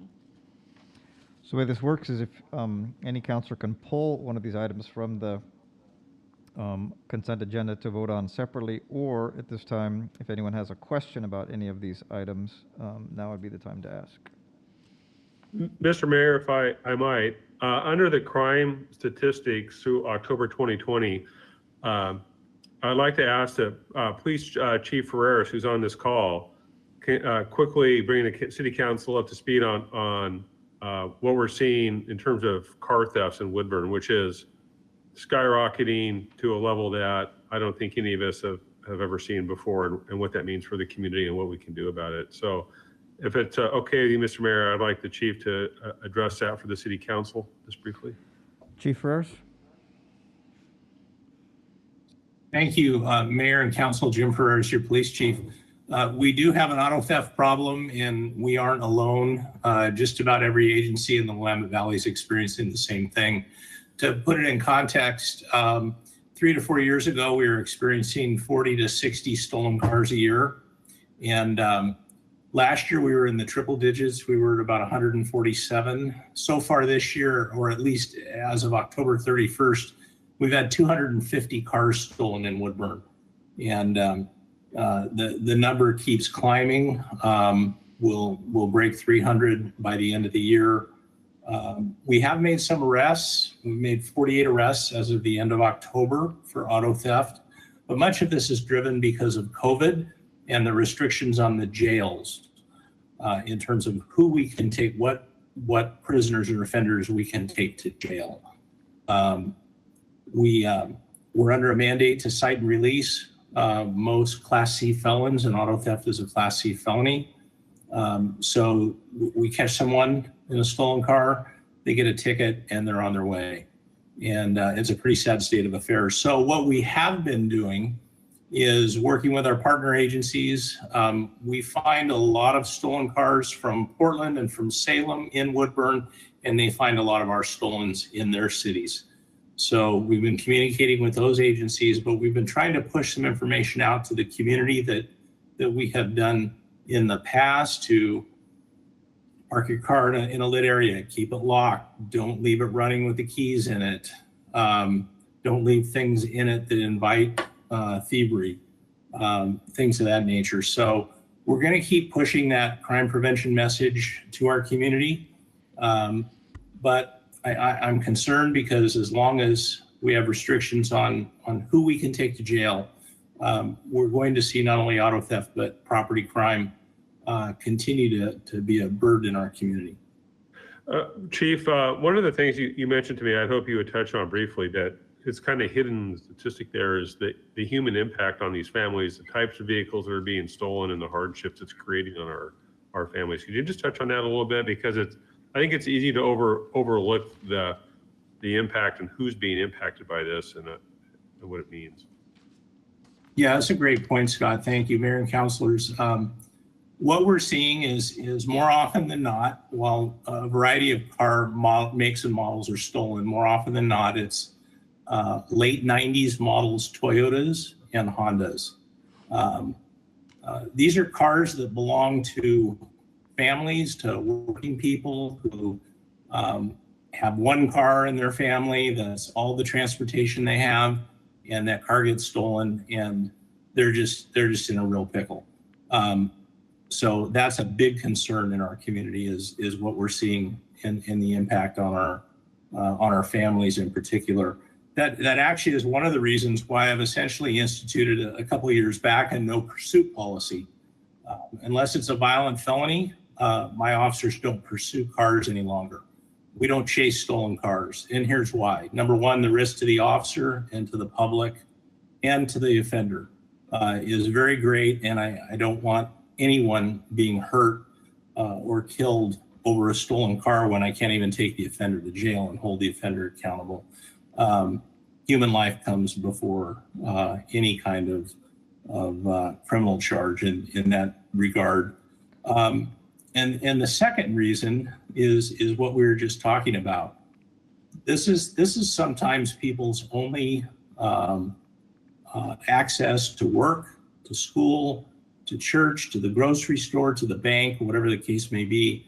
And we chased the car thief in that family's 1998 Toyota Celica or Toyota Camry, and bad guy stacks it up, flees, runs on foot, gets away, and we've got a wrecked car and a family who no longer has a car.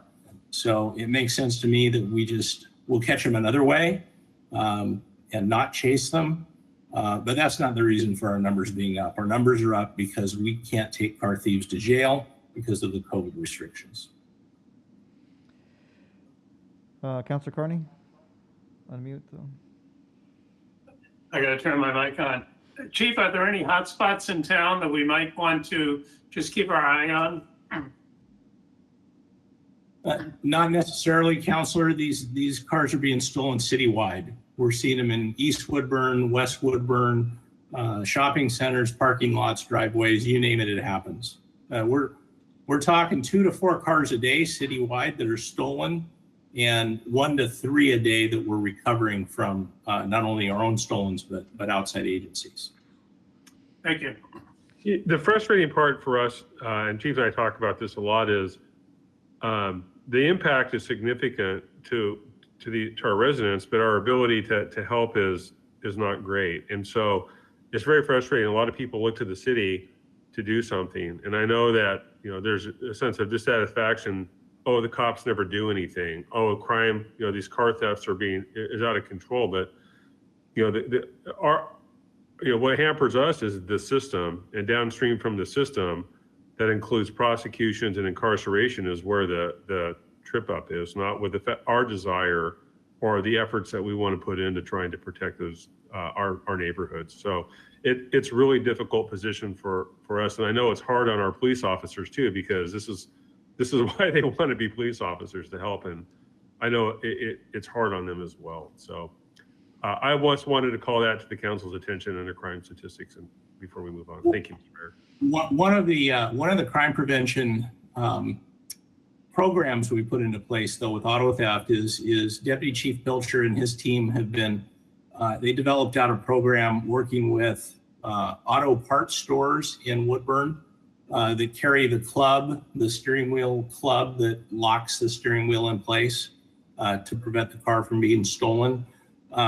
We've set up a program where someone who's been the victim of car theft can get a voucher from us after it's verified they've been a victim, and they can go to one of the auto parts stores that participate and get a significantly reduced price on a club for their replacement vehicle.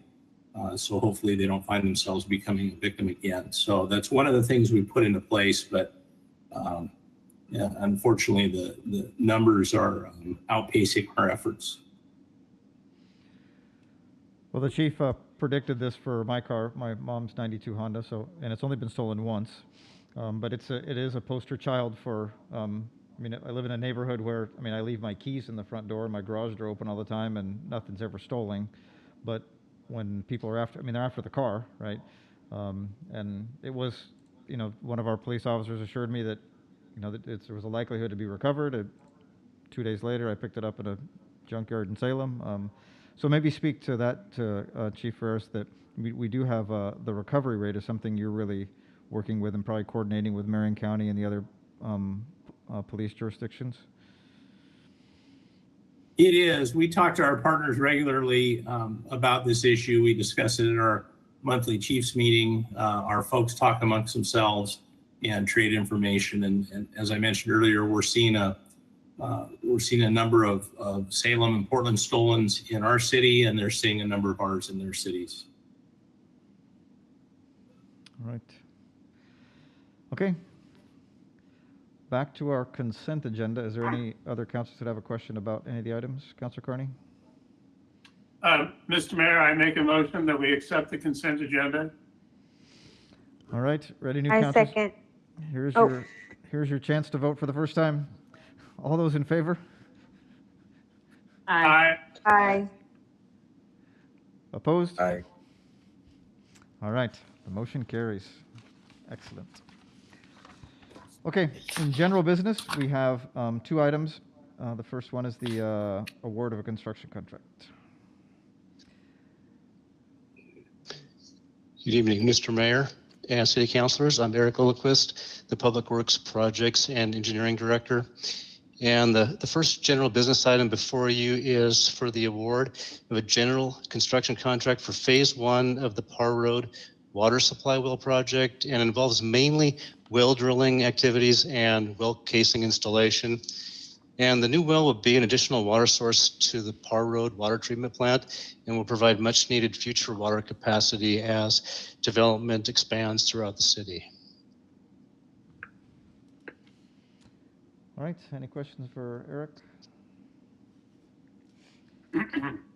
All righty. I have a question for Eric. Eric, I imagine that much of this new water supply is going to be dedicated to the residential development what we have going on down in that area. But I'm curious, we have a lot of industrial land that's close by. Will that benefit from this well, or are we looking for a future well to feed that area? It's a very good question, Councilor. Yeah, this is actually will benefit both the Smith Creek development and the Boone's Crossing developments that you're saying progress, but it will also provide support to these industrial areas since it's a distribution system. But there will be another well that will be needed at a certain point in the water master plan, and we'll be tracking that. Once we get this one installed, we'll be looking at installing the other one, looking at the rate of the population growth, development growth, and then the application of industrial uses and the type of uses in that sector. Thank you, Eric. All righty. This requires a motion and a second. Mr. Mayor, I make a motion that we award a construction contract for the Parr Road Municipal Water Supply Well Project. I second. All right, it's been moved and seconded. All those in favor? Mr. Mayor, just a point of order, I believe that you should, in the motion, you should mention, as the staff report does, who the contract's awarded to and what the amount of the contract is. Thank you, Mr. Mayor. I neglected to mention that. Modified motion. To award the construction contract for the Parr Road Municipal Water Supply Well Project to the lowest responsible and responsive bidder, Holt Services, Inc., in the amount of $434,683. Thank you for pointing that out, Mr. Mayor. All right. It's been moved and seconded. All those in favor? Aye. Opposed? Motion carries. All right. We have one more award. Eric? Yes, the second item before you is for the award of a construction contract for the removal of the Santiam lift station that can now be implemented since a sewer gravity connection has been established in conjunction with the Smith Creek Development Project. And just as a note, we've had like 15 bidders on this. I haven't seen such activity in a long time, but got a slew of bids and really pleased with the results of this particular bid. Any questions with this one? All right, hearing none. Mr. Mayor, I make a motion that we award the construction contract for the Santiam Lift Station Removal Project to the lowest responsible and responsive bidder, Canvia Excavating, Inc., in the amount of $60,950. I'll second that. All right, it's been moved and seconded. All those in favor? Aye. Aye. Opposed? All right. That motion carries. All right.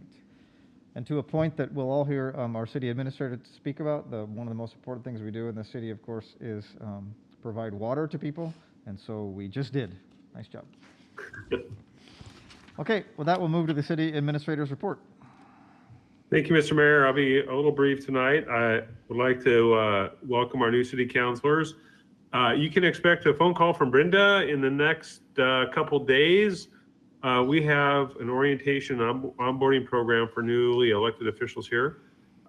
It's 3 parts. It's general city and charter operational issues. Then we have legal issues, pitfalls to avoid. And then we also have land use, all kind of specialized things we want to truncate out over a period of time to get you all up to speed the best we can.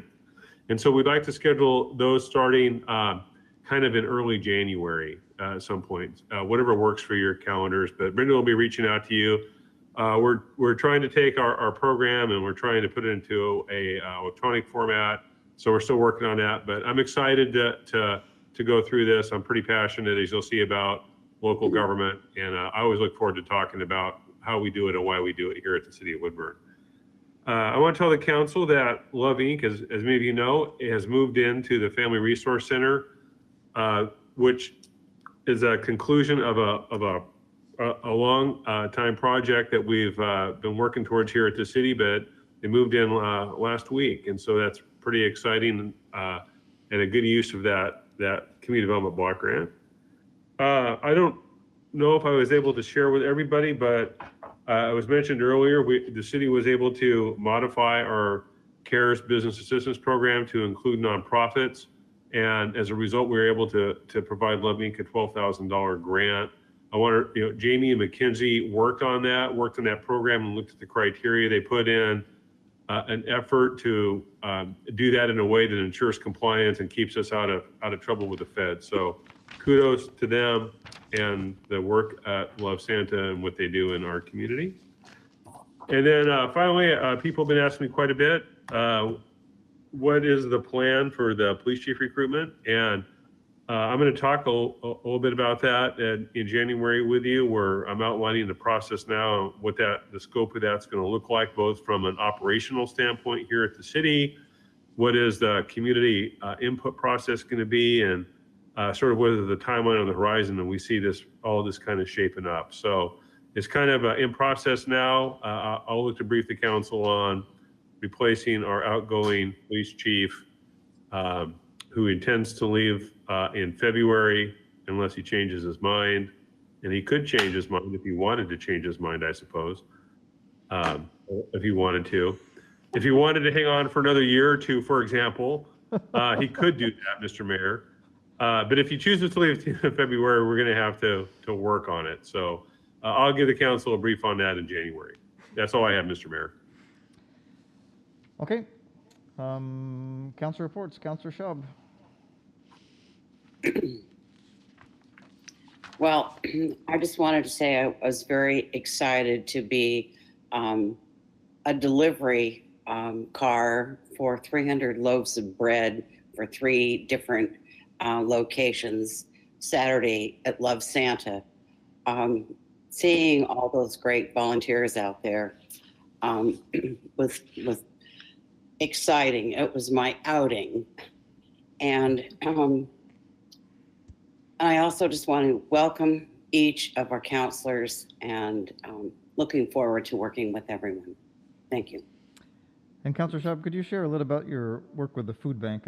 When I drop by there, I hear good things about your volunteering there. Oh, well, thank you. Yes. We started this back in April, and I think we've delivered around 43 tons of food to our citizens in Woodburn and Jervis, and not Aurora, but anyway, I know Woodburn and Jervis. And it's been a wonderful experience, even though we can't communicate really with most of the people because we have to set the box down, ring the doorbell, and then step 6 feet back. But I'll tell you, our citizens are so appreciative of this food, and the food bank just does a wonderful job. We have a lot of good volunteers through CERT, and that's where I've been putting my energies. So it's a great program. Thank you. Councilor Cornwell. Yes, I just want to thank all the hard work that's been going on in the past year, but especially just recently, it seems like it's just ramping up, and I'm so excited about the immunization and the opportunity to maybe get back to some normalcy. Also want to thank Sharon for all her work. I know a friend that helps out there, and she really enjoys it, and it's really making a difference in our community. I also want to thank the mayor. He dropped something off at my house today. It wasn't any hard liquor, but I appreciate him thinking about me for Christmas. And I also want to thank the mayor. I saw him downtown speaking to a gentleman that is kind of down on his luck right now. And I know he didn't see him talking to him, but I really appreciate him reaching out to this man that's pretty much homeless, and it's very, since Eric knows Spanish, he's able to communicate better with him than I can. I've tried to talk to him before, and I really appreciate that effort in seeing that our community is reaching out to the population with the Family Resource Center. I'm just really excited and proud about that, and I'm just looking forward to Allie and Boo Boo just going forward with the next years and the difference we can make for our citizens. And Merry Christmas to everybody, too. Thank you. Thank you. Councilor Cavalles. I just wanted to say welcome aboard to both Councilor Puente and Councilor Swanson. I'm happy to have you both on board, and I'm really excited to working with you two. And then, yeah, just everyone stay safe and happy holidays. All right. Councilor Swanson, you have something to report? You can just say anything you want during this time, appreciations or anything you've been doing. You know what I appreciate is the cooperation from everyone who has an ability to everyone who needs a service. I'll piggyback on what Sharon said. You just are what the situation needs. It's this beautiful thing between the city doing what they can do to make sure downtown businesses stay viable. That's all inspiring. And I watched the whole process and seen the tricky ins and outs of how that had to happen. I don't think Scott was downplaying it by any means to say how hard that Jamie and her team had to work in order to get those monies from the internet to just countless things. So it's definitely a privilege to be part of a team that works as hard as this team does for a community that is the poster child for culturally diverse. So yeah, just thanks to everyone for no matter how big or how little you think your piece is, just doing your piece is huge. It's been heroic. The efforts have been heroic, and I'm excited to see them and to watch them unfold because we are far, far from the finish line. Councilor Puente. I just want to say thank you to the council, the city. This whole process, just watching from behind the scenes, the work through COVID, through this pandemic, how the city, the community has come together to support each other. And I think that's, for me, just the proud work and just being part of Woodburn. It's like I'm not ashamed to say I'm from Woodburn. I'm proud to say, like, Woodburn, we can set the standard for many other communities here in Oregon. And I think that's the direction that we're headed. And so for me, I'm just proud to be a part of this process and thankful for all the work that the council has done before us also. And just kind of, got big shoes to fill, but the aspect of like, hey, we're in this together. And I think that's the great aspect, is that we're all, we have the same heart and the mission to make Woodburn better. So excited for that. Thank you. Council President Kearney. I'd just like to issue my welcome to Ellie Swanson and Ben Puente, and for joining the council.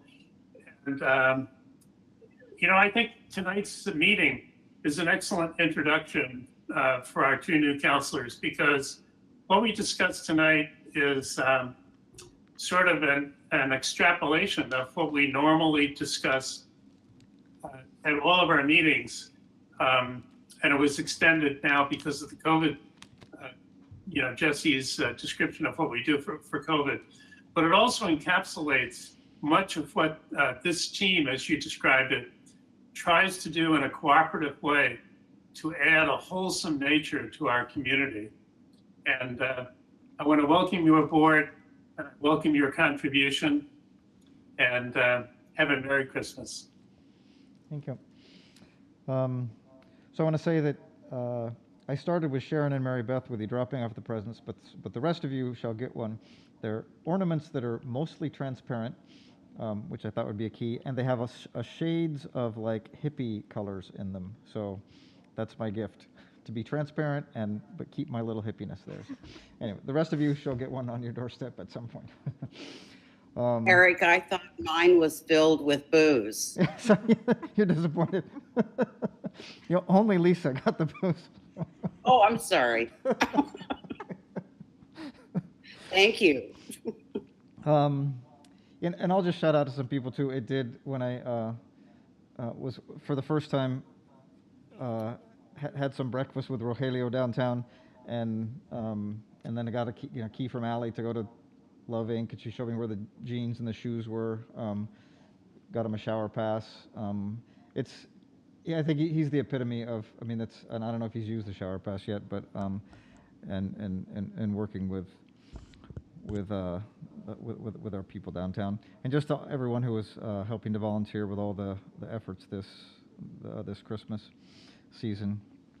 I had a good conversation with Scott today, of course, after my own LOC training, or revisiting that was really, focusing on the roles of the mayor to, setting the agendas and facilitating communication with the city council, and so that's a goal this year to improve upon. And so in that vein, would like to end our council meetings with like what's next. So we're looking forward to what's the next thing. And so one would be for our new city councilors and the experienced city councilors to be thinking about the after having gone through those trainings or thinking back on your trainings, things that you would like to be refreshed about. And know more about, and giving that specific input to Scott and myself so that we can tailor meetings towards those things. And then, the New Year's upon us, and so be thinking about, goal setting for next year. And for the new councilors, we have two overarching themes you can see on our goals, they're on our agenda, and then some of the goals we had for last year. So the homework is just to be thinking about those. And then the format in which we'd like to process those. We've tried a couple of retreats. I'm not sure if retreats over Zoom for 5 hours is the correct thing. And Scott and I talked today a little bit about like chunking those and making them shorter amounts of time so we're not in front of the screens with those. And so we meet every Tuesday, the city council president, myself, Scott and Bob. And so we're meeting tomorrow to kind of process those. We'll send out that information, different options about what we're thinking, and then respond back to us about your thoughts about how we can have our goal setting processes when we get to January. So that's my facilitation of communication and segue into our next meetings. So I think I'll end with today. I ended one of the classes I teach at Pacific with a line from one of the Christmas carols or hymns that the line is that the soul felt its worth, right? From O Holy Night, and I think what I'm so humbled by and proud of in our roles of the city is that our city does not only helps people where they need it and when they need it with all the work that we do, but I think we do it in such a way that that people feel their worth and they feel the worth of being members of the Woodburn community. So I appreciate all the worth that's in this, that's around this table, our city council table, and again, welcome Ali and Ben to that council table, and that's it. Before I tear up, I will wish you all a Merry Christmas. And Merry Christmas to everyone. Merry Christmas. Be safe. Yeah. Stay healthy. I make a motion that we adjourn. I second. All those in favor? Aye. All right. Take care. Have a nice evening. Feliz Navidad. Yeah. This conference is no longer being recorded.